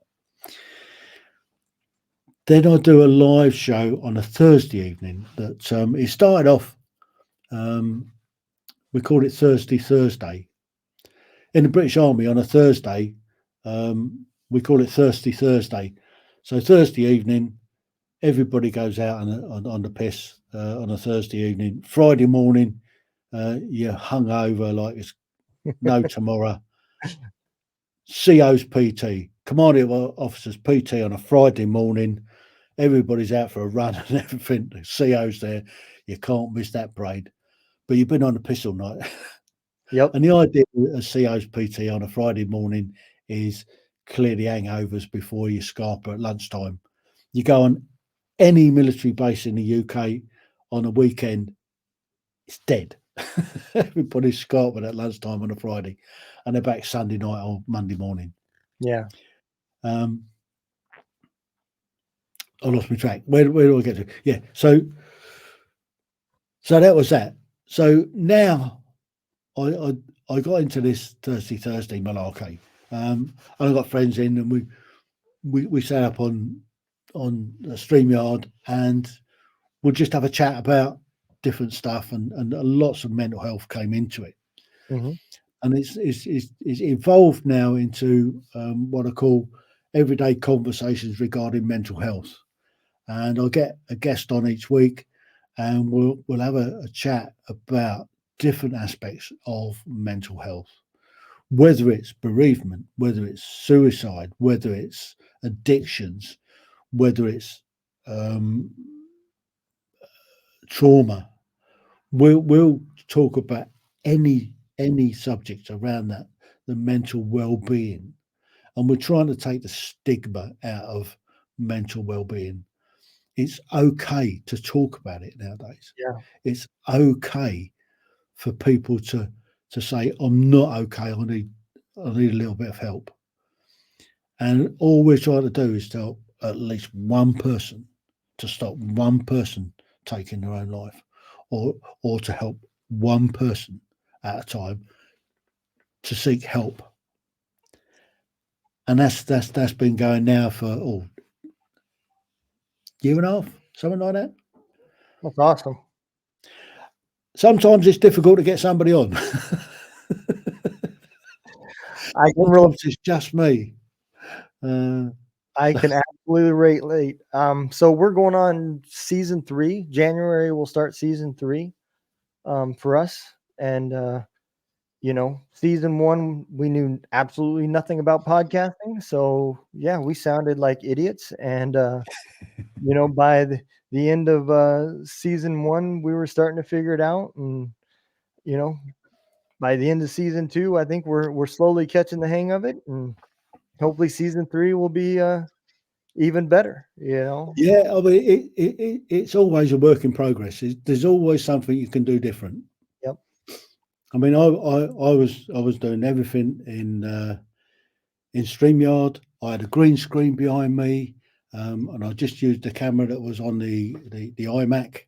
Mm-hmm. I've got an M1 iMac, brilliant camera on that, green screen, and I've got some great stuff behind me. I've now evolved where I use Ecamm Live, Mm-hmm. and I use Sony ZV-1 cameras. Here's my other camera. Look, so, Yep. so I can do lots and lots of different stuff with what I've got, and I use a Rodecaster Pro. I've got a Rode NTG2 mic, which is a brilliant mic for the studio. I also use when I go out and about. I've got the Rode Wireless Go mics. And I'll put other stuff up as well. I've just done a battlefield study tour in France and Spain. I went down on my motorbike. So I did about the motorbike journey, going across on the ferry, driving down through France, and going on some of the classic roads through into Spain. I did Oridor-Seglain, which was a village that the Germans, the German SS Des Reich Panzer Battalion went into, rounded everybody up, and massacred 642 people, and then razed the village to the ground. So I've Wow. done a piece on that, and that's up on YouTube now. When I got down into Spain, I went to 2 different battlefield sites from the Peninsular Wars. I did Talavera, and that released this morning. Now, Talavera is a battle honour from my regiment, from the 48th Foot, which was the Northampton Regiment. So they fought, saved the day at Talavera. So the actual battlefield site, well, as far as I can work out, has now been built on, and there's a road going through there, motorway going through there, and industrial area. So the battlefield's gone. But I was able to do some bits and pieces up in the town itself. There's a church there that was there at the time, so I did that. And I went off to another place, Salamanca, where our 44th Foot, which later became the Essex Regiment, which later became my regiment, the Royal Anglia Regiment, and we took an Imperial Eagle, a gold Imperial Eagle, off the French 62nd Regiment, Infantry Regiment, and we still got it. and we still wear that eagle on our uniforms today. So it's an Imperial Eagle with a 62 underneath it. But we've still got the actual eagle that we captured at Salamanca. So, yeah. So I've done that. What else have I done? I've done a little bit of video around where I live, the Gosport, Portsmouth area. I've done where the carriers have come in and out and turned round and one thing and another, done little videos on that. I did a piece on the Adventure Bike Riders Festival from last year and the year before. I've been twice on the bounce.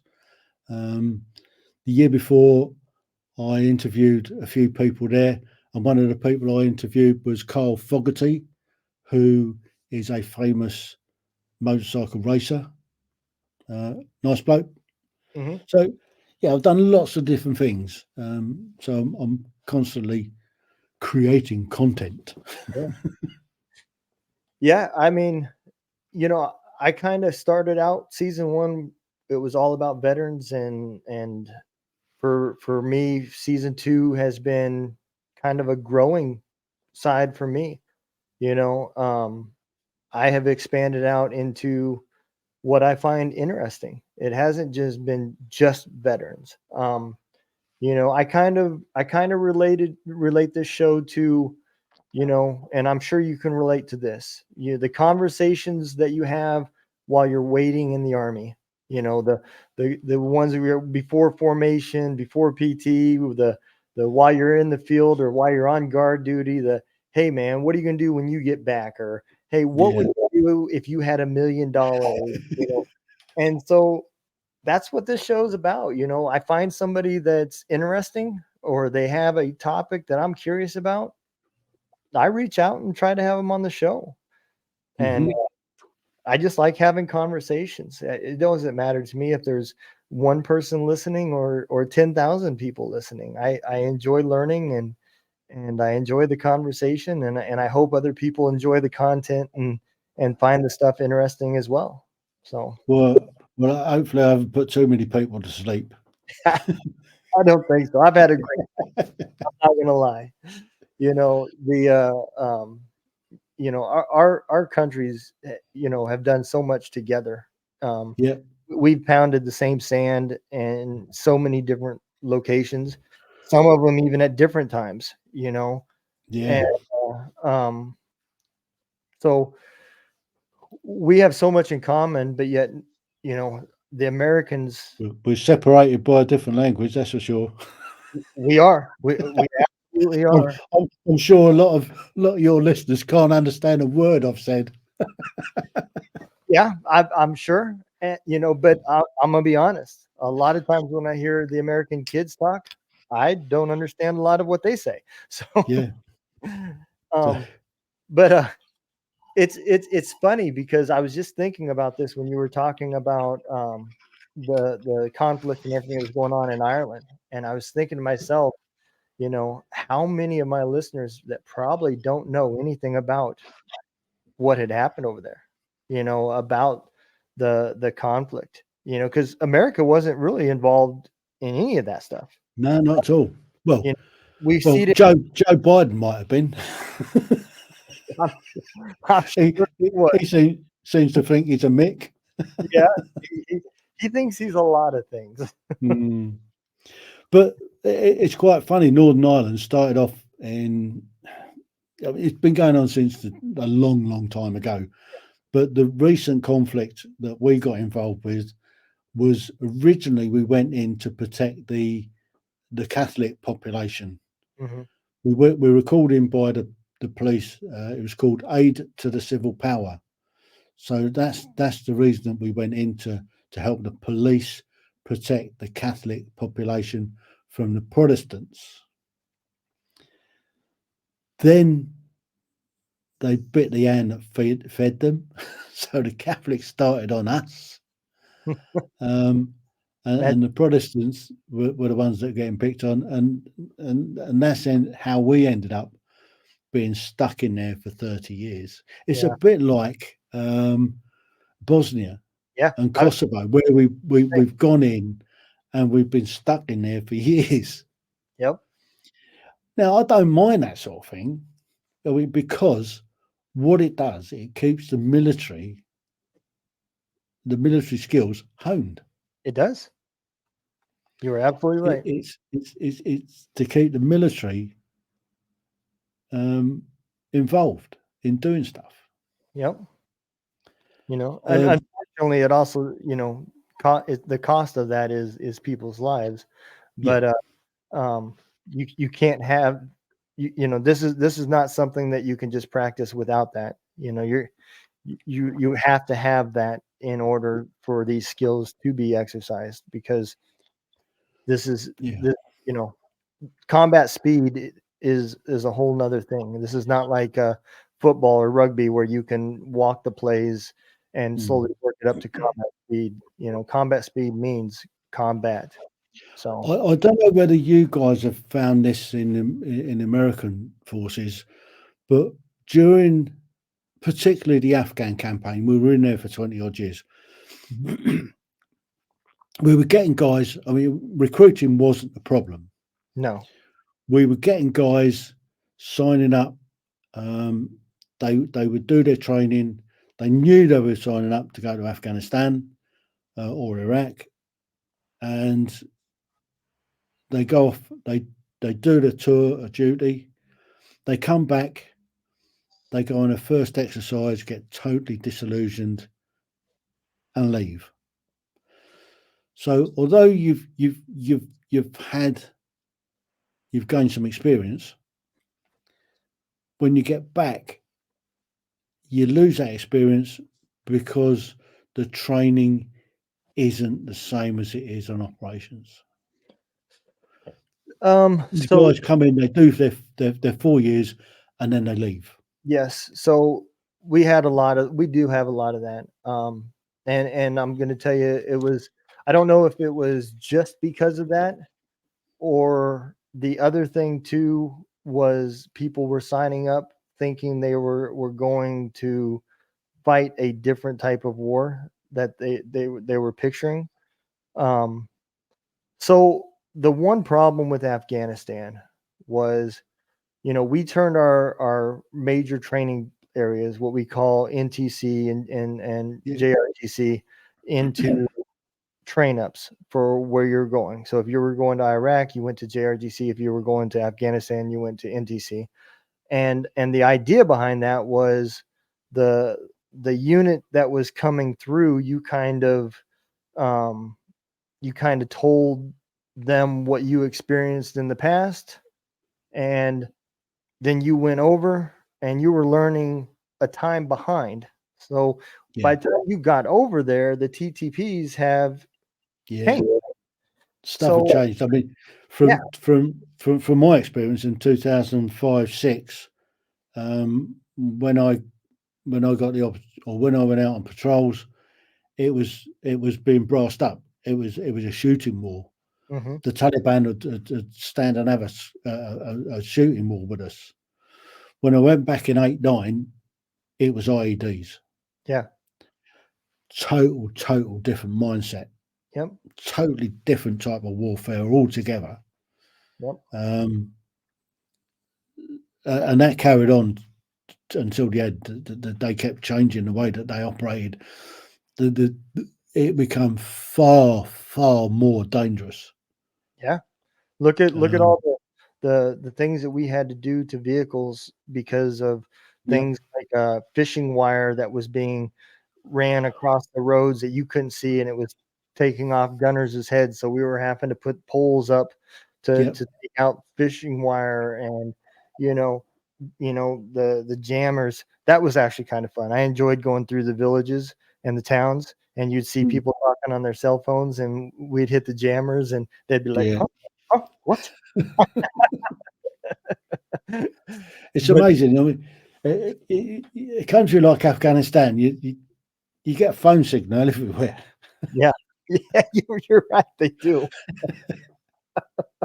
It's like some African countries. Yeah. You only got they got nothing, but at least they got a phone and a phone signal. Yeah, yeah, you are right.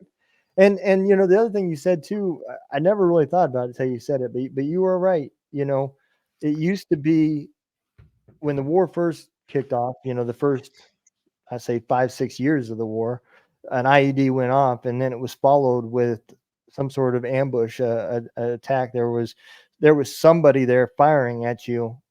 Um, Yeah, but after that, it was more like Iraq. It was an IED went off, and there was nobody there. You know, and there's multiple yeah, IEDs as well. That was the big problem. It wasn't the first one. The first one might have got a couple of blokes, but it's the subsequent ones that were on the follow ups that were getting hit as well. yeah, they So were you they got were starting to put them multiple in like casualties.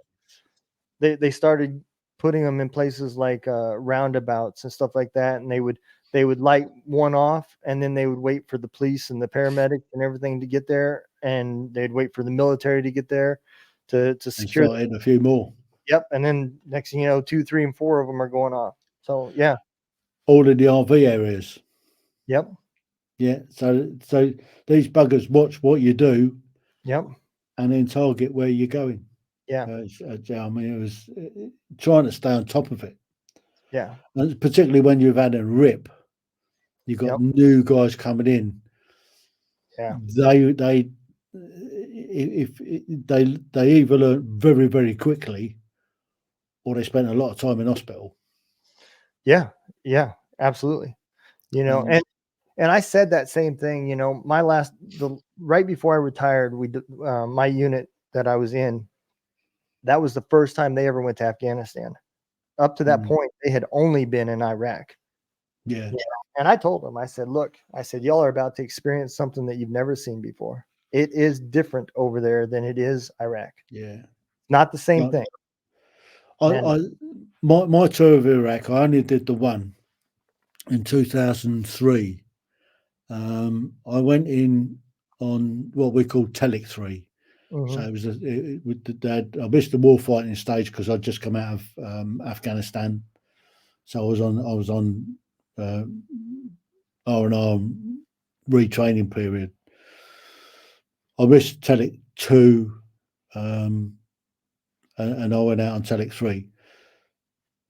My role was to come up with a campaign to enhance the perception of the Iraqi police service in the eyes of the local population. hmm, good luck on that. I was on hiding to nowhere. The Iraqi police service had been corrupt for decades Yep. under Saddam Hussein. They were just, yeah. I had a good time, mind. I made the most of it. Yep. I did quite a bit of work with. I used to go up to a place called Samwa, where the Dutch were, and the Dutch were getting some Japanese. I think it was Japanese soldiers coming in, Japanese engineer soldiers. First time the Japanese have operated outside Japan since the Second World War. We had to put a campaign in to inform the local population what these Japanese soldiers were coming to do, and we had to keep them as safe as we possibly could. And they were going and doing a humanitarian project on I think a water plant and a school. So there was a massive operation to keep these Japanese safe, because the last thing we wanted is there a Japanese soldier to get killed in Iraq? Yeah. And I think it worked. I did a lot of work with the Italians in Nasiriyah, which is a little bit further south than that. It was on the way up to Baghdad. So Yeah. Nigeria is another hot spot. Nasiriyah was brilliant because we used to work it that we'd go straight up to the Italians because the Dutch was a little bit too far to do in a day. So we stopped with the Italians overnight. Good food and wine. Yep. Following day, we go up, spend the day with the Dutch, getting ready for the Japanese and with the Japanese when they got there. And then in the afternoon, we come back down and spend another night with the Italians before coming back down to Basra. Yeah. Sounds like good times. But You know, I don't know about you, but the only time I really didn't like the convoys is when you went through the Iraqi police checkpoints. It seemed like those were the most dangerous times, is when you were at those checkpoints, because, like you said, they were the most corrupt, man. They would, if you offered them enough money, they would set an IED for the next shift. You know. well, we were okay. We had, if we were doing that job, we went into we had two GMC Envoys, sort of big V8 sort of pickup truck type things. We used to drive 120 mile an hour up the motorway. Yeah. And there was nothing on the motorway. I was doing 120 mile an hour, no problems at all. We weren't paying for the gas. Yeah.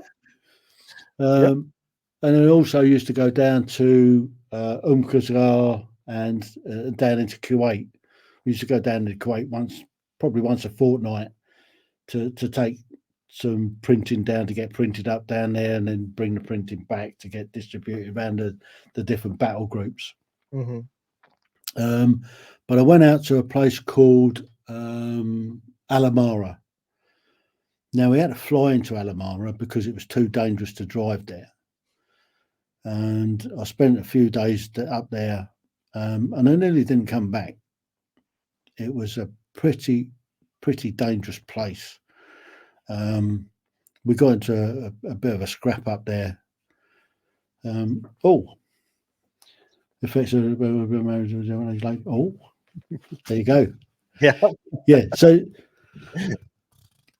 So Alamara was a dodgy place, and we were in this village where the previous year or the previous rotation, 6 of our military police were killed in this village. And there was some guys that were based in this place. It had a really odd feeling about this whole town. And I went out on patrol with this with the police chief of the area and a few of his officers, and it was pretty bloody scary. I didn't like going up to Alamara at all. I didn't particularly like going into Basra city either. It was dodgy going in and out of there. But I didn't enjoy Iraq as much as I did Afghan. I would agree. Even though Afghanistan was more dangerous, I would rather been in Afghanistan than Iraq. My last tour, 2008-9, was so much fun. Most of the time, I say most of the time. My job was to go around and install radio in a box. By installing it, a set of radio up in a box. It's a commercial radio station, 50-watt transmitter that broadcast FM radio to the local population. It wasn't just putting the radio in it. I had to train up the interpreters to be DJs. I had to train up the guys that were looking after them how to be radio producers, to produce some radio shows and stuff like that. had to install the music on, show them how it all worked. They had to download um, jingles and messages off of the intranet to put onto the radio. So I had to teach them all of that. And I bounced around the whole of Helmand. 1 week I'll be up in the right in the north at Kajaki. The next week I'll be right down the south in Galmasia. I'll be in Sangin. I spent quite a lot of time in Sangin, right in the green zone. I spent quite a lot of time in patrol bases with guys. Did a little bit of a few patrols. I only went out about 4 times in the whole tour. But I was going to go out on one patrol, but I got extracted. Trying to get helicopters around to get anywhere was a nightmare. So I've been on this patrol base for about a week and a bit, working with a mate of mine who I'd skied with. We've been at the Telemark Championships the previous year. Working with him and his guys, got them all set up, got this thing running, and this particular patrol base used to get targeted quite a lot. And anytime there was incoming, people would don their body armor helmets, run to the north wall, jump on whatever gun was there, and start opening up. Yeah. So if there was a 50 cal free, you was onto that. If there was a Minimi, you jump on it, or a GPMG, or if you weren't quick enough, you just have to take your rifle. And some lucky bucker might occasionally jump on a javelin and be able to fire a javelin. Anyway, so this particular day we're all geared up to go out on this patrol, and I was going to go out on this patrol with them to do go and interview the local village elder. But I got a message. I had to fly out about half an hour before we were due to go out on this patrol. Sorry, I need to go. I had to go off and do another what's name. The guys went out on that patrol and they were killed. A whole section, whole fucking section was killed. I found out about 3 days later. Absolutely broke me. Yeah, absolutely broke me. I still feel really, really cut up about it to this day. Yeah. And I should have been on that patrol.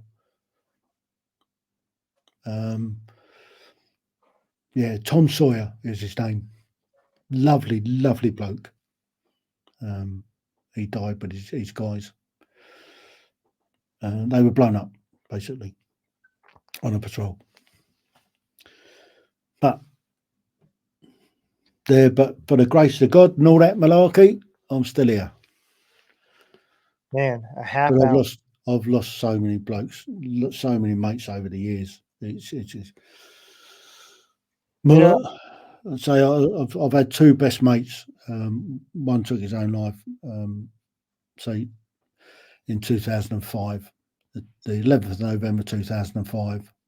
My wife died the 10th of November 2006. November's always been a tough month for me and my wife, my current wife. Yeah, I can understand.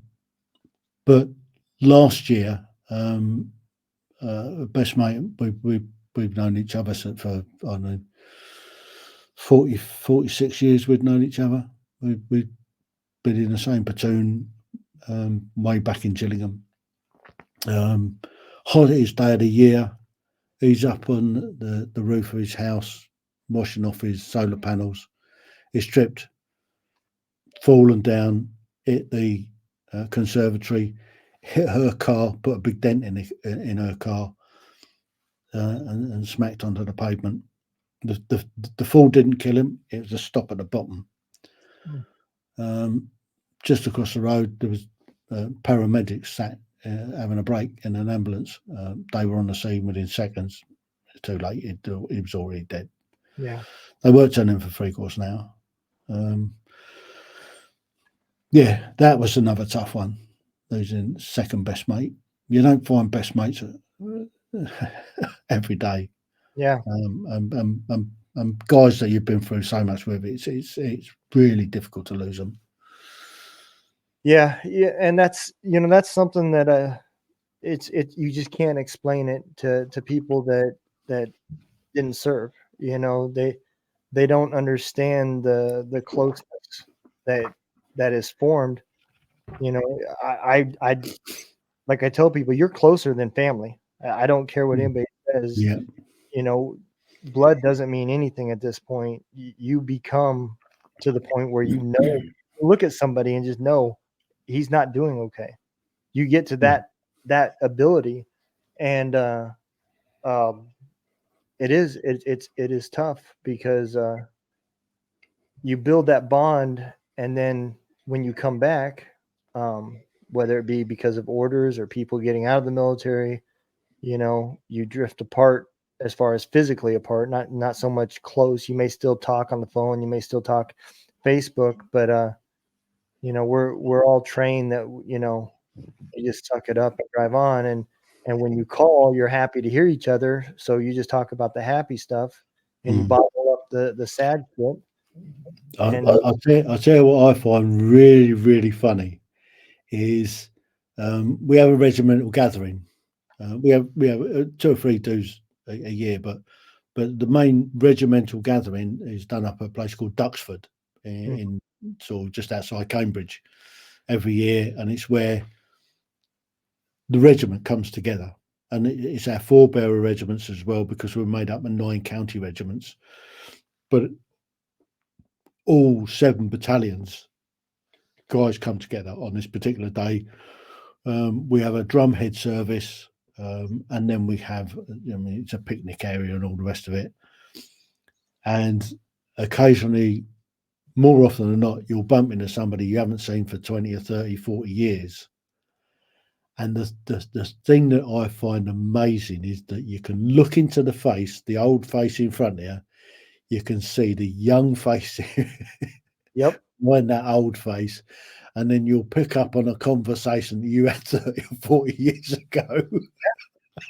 Yeah, absolutely. talking the same shit.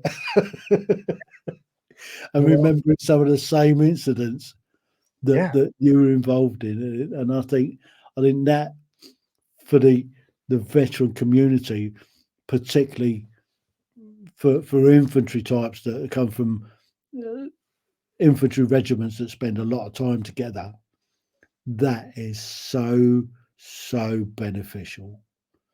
Yeah. There's obviously 1 or 2 that you don't want to get mixed up with because they were twats back in the day. They haven't changed much, but generally, you most guys are all right types. Yeah, it is funny because there's times, well, hell, just like before the show started, I couldn't remember the name of Bagram. There's times where That's a hell of a dust hole, isn't it? it is, and there's times that I'll be telling a story and I'll get halfway through it and I'll be like, oh shit, no, that wasn't Iraq, that was Afghanistan, or that wasn't Afghanistan, that was Iraq. But there'll be times that I can remember to the detail of conversations that I had with soldiers and just funny stories. I remember a bit that me and another staff sergeant did while we were at training.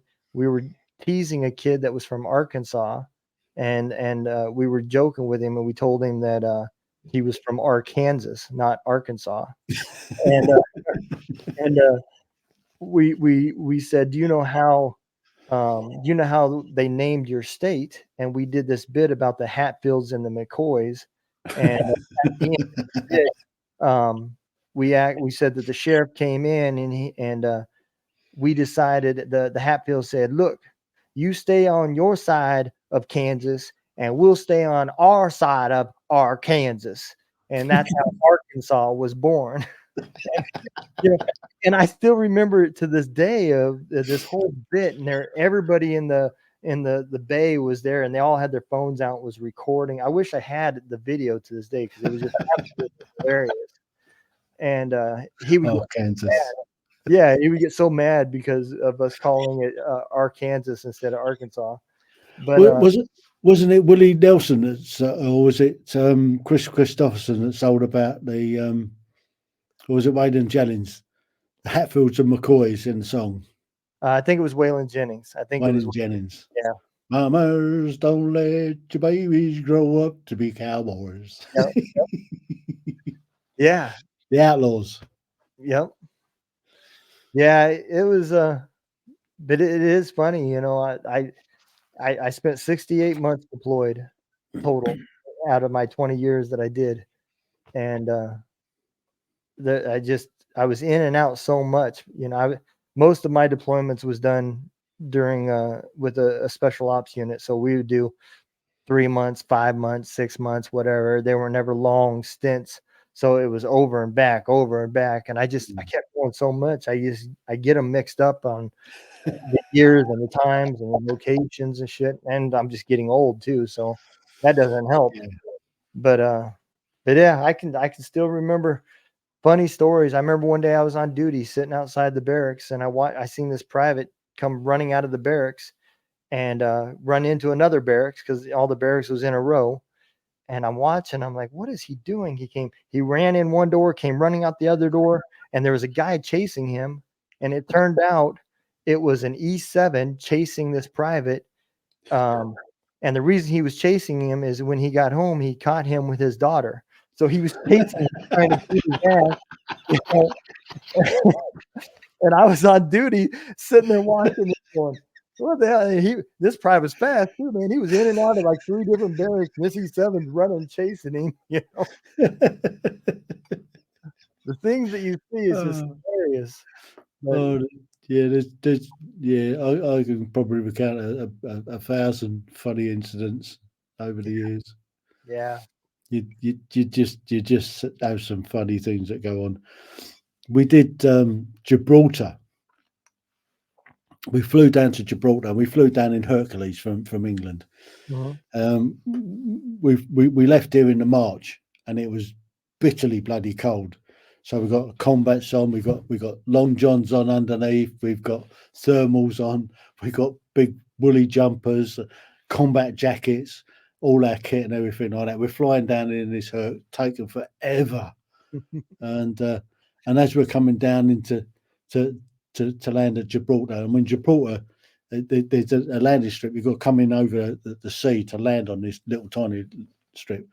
It started raining inside the Hercules, the C-130. So we're starting to get wet.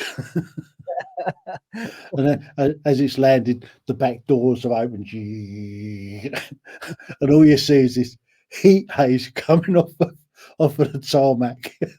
And as it's taxiing around, you can feel the heat coming to the back of this hook. And we're done up in winter gear. And the sergeant major's he's shouting, "Right, get all your kit together." So you got your packs on in your bags. We're gonna march off to the terminal. So Yeah. we've come off the back of this Hercules. We've got about 200 meters or so to go to the terminal. Sergeant major's got us all stood there by the right quick march. we ain't got 50 meters. There's blokes dropping like flies all over the place.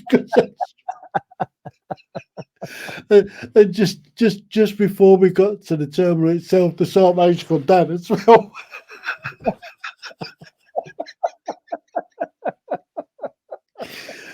Oh, you've never seen anything like it in your life. You're getting blokes all over the place. Trying to tag it. Oh dear. And then every day we were on Gibraltar, they made us bloody run up this sodding rock.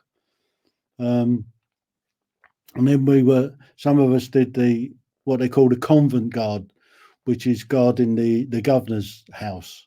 Mhm. So you've got the governor's house on one side, you've got the guard room on the other side, and the road between the two, and you got tourists up and down the road all day long, taking pictures of the guy that's on the guard light. So we've got white tunics on and blue trousers for this particular ceremonial guard. Mhm. And then you've got the guys across the road in the guard room. When you get a crowd of tourists around you, they're like doing moons at you and doing all stupid things, trying to make you laugh for the cameras.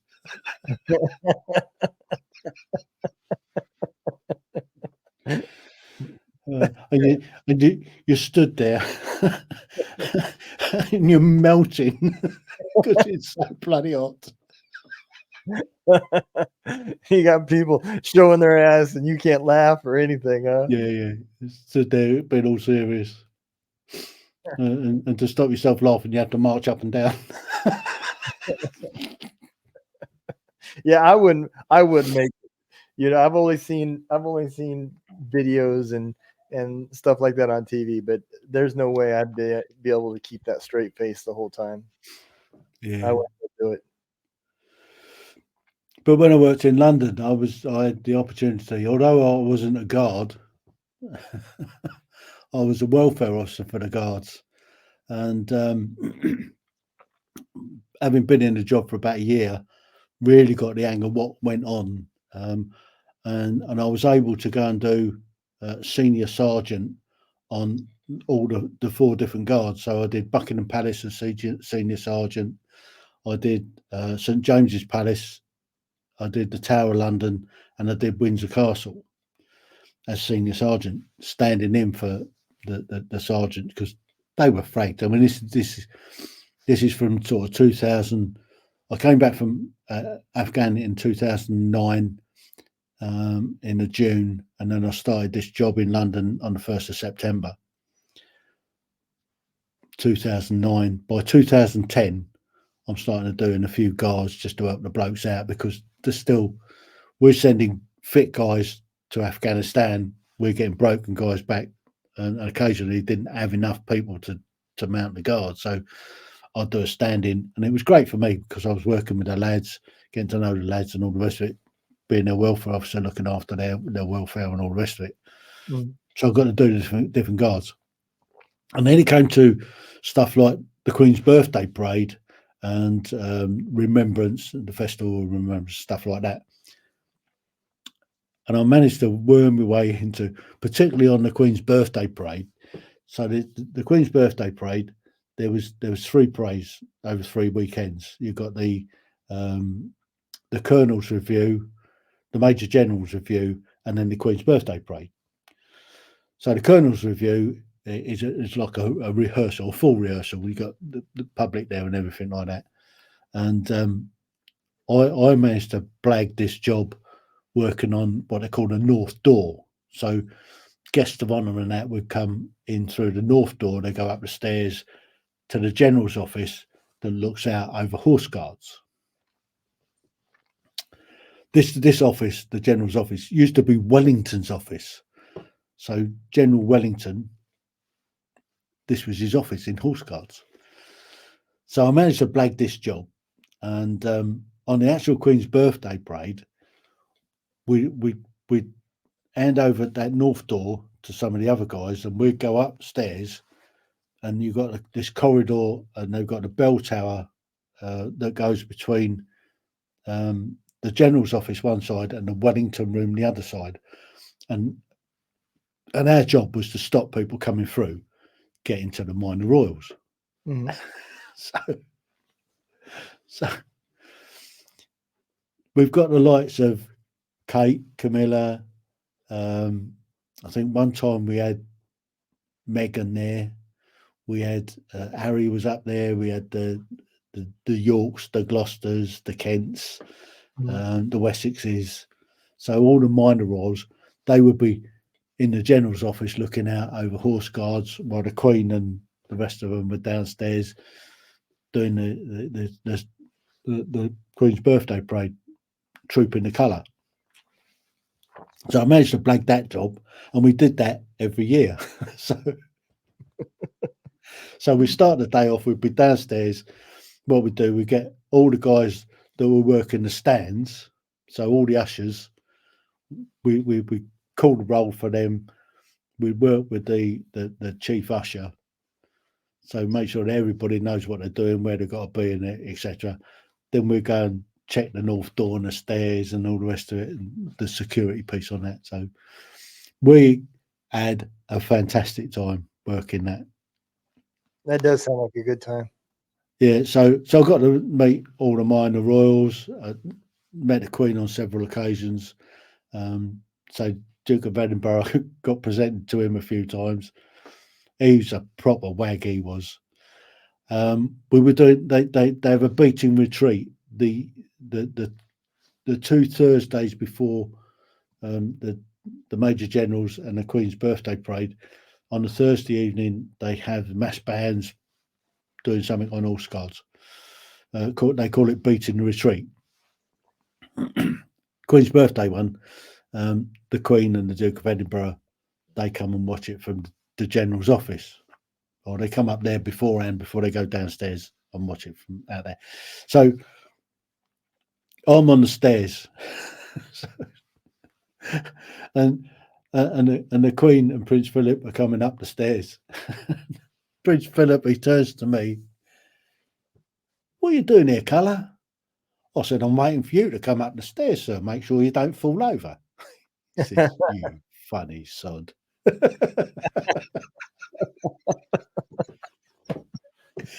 and then did you see the picture where I showed you have a nice day?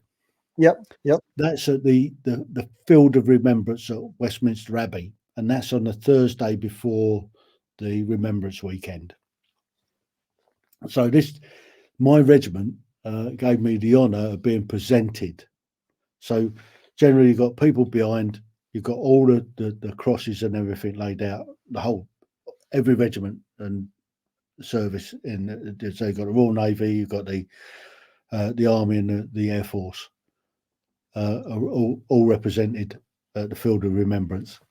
So I got the honour from my regiment to stand in front of our regimental plot and be presented to the Duke of Edinburgh, and at that time it was Harry. So Duke of Edinburgh is coming along. I've thrown him one up. What are you doing here, Colour? Representing my regiment, sir. Very good, he says, and moved on. So what normally happened after the Field of Remembrance, the guys that come down from the regiment, we'll go across into the Farmers Club over just off of Whitehall, and have a bit of a lunch and a drink afterwards. Yeah, so I when I was in London, I was in London for 8 years, from 2009 to 2018 when I retired, and I took so many liberties. I was able to find I got a great picture of me. Have you seen the Festival of Remembrance at the Albert Hall? I have not. Okay, right. The Festival of Remembrance at the Albert Hall. The Albert Hall's a massive, great hall, and they have a Festival of Remembrance, bands playing and stuff like that. And the Chelsea pensioners come down the stairs, march across, go and sit in the stands, and then you get different pieces, and you get the bands playing and stuff like that. And then towards the end, you got the actual festival, the act of remembrance. So all the troops come in and form up while they do the remembrance piece. So the garrison sergeant major stands at the top of the stairs, and these curtains open, and the different groups going down. So the Chelsea pensioners going down these stairs. My job, get this, I'm on the curtain. I'm opening the curtain. I'm on one side of the curtain. My oppo's on the other side of the curtain. We open the curtains. The garrison sergeant major's telling them to march down the stairs. So I was trying to find it, but I couldn't find it. but I've got this. There's a picture of me with the Chelsea pensioners going down. You can see the poppy, the stage, and everything at the back there, and there's me going in my full Blues uniform, medals on and everything. This one up here, the Blues there. That's funny. Oh, it's just terrific. Yeah, it was so funny. Yeah. But nowadays, I'm still, although I'm retired, I'm still a mess member, and I'm a mess member of the senior rates mess in the British Forces. Okay. I'm a member of HMS Victory senior rates mess. Huh. So HMS Victory, as you know, is still a fully commissioned warship. It's the oldest commissioned warship in the world. Wow. That is And awesome. I'm a member of the mess. That is awesome. Well, Tim, let me ask you this. Tell everybody where they can find your podcast if they want to listen to it. I know I've got the link going down here, but is there a specific place that you post them, or? Well, they can dive onto YouTube, and they can find me on YouTube if they type in Tim Heale 9. 9 is my scrum half number. It's my rugby playing number, which is a scrum half. So Tim Heale 9, or they can put in Ordinary People's Extraordinary Stories. They'll find it there, or they can find it on Everyday Conversations Regarding Mental Health, or if they go onto any of the major podcast apps, if they want to listen to what I do, again, put in Tim Heale 9 or Everyday Conversations Regarding Mental Health or Ordinary People's Extraordinary Stories, you'll find me there. All right. Well, Tim, I appreciate you coming on. If you don't mind hanging, we're going to go ahead and throw the exit video up. And I appreciate everybody that was tuning in and listening. I had an amazing time. I've had a fun time. I've really enjoyed myself. So we've been talking about my favourite subject, me. Oh, just on top of the ball there is a bear skin. Is a what? A bear skin. Would you like to touch my bear skin? There you go. Look, full on guards bear skin. Yep. I think one of the pictures I used, you were actually wearing one. I think one of the pictures I was using for the preview for this episode, you had a trophy next to you. I think you were wearing one of those. I might have been wearing the cap. Yeah, you might have been actually. Now that I think about it, I might have been in the blues. That one's blues. Yep. You might have been. Now that I think about it, you might have carrying a big trophy, which is I think it might have been the Guinness Rugby. It was. Premiership Rugby. Yep. Yeah. I remember I was in absolute bits on that, I tell you. I got the opportunity for the best part of 12 years. I was responsible for finding guys to go out onto the pitch at Twickenham, mainly Twickenham, for all the England rugby games to take out the flags prior to the game. So just before the games, you got the England flag, and then you've got the opponent's flag. And I generally begged to go on the opponent's flag because I've done it so many times. But I used to have to find, on average, about 32 guys per game. And then at the end of the season, the regular season, Premiership season, we also got the opportunity to do a bit of flag stuff, but also a couple of people to take out the Premiership trophy. Now, my team that I support is Northampton Saints, and they were up against the Saracens. Now, Saracens, I mean, they were the top team, but Northampton Saints, it went to 100 minutes. This game is normally 80 minutes. It went 100 minutes. I'm stood on the sideline waiting to take out this bloody great big trophy in bits, watching this, and it's gone right down to the actual wire. The clock had gone red. They they were still 3 points behind. They backed themselves. They totally backed themselves. They could have drew the game and won it if they had by taking the 3 points, but they went for the five and the two. Man. Clock's gone red. They've got the ball over the line, and they kicked the conversion 24-20. I almost couldn't do the job. I was, I was so emotionally charged up by this. Stood on the bloody sidelines waiting to go from the end of the game, 80 minutes, and they've gone to 100, and we're still there waiting. And it was such an exciting game. Yeah. I was, it was really, really. I had to muster everything I could just to march this bloody great big this cup out onto the pitch. What a great day that was! Yeah, I bet. I bet. Yeah, I'm a big American football fanatic, so I love the Cincinnati Bengals, and I'm the same way when I went Well, to the game. back in the day when I was in Berlin, that's when I first started watching the American football because that's the only telly that we could get, the AFN back then, Armed Forces Network. Mhm. And I followed the old Dallas Cowboys Mhm.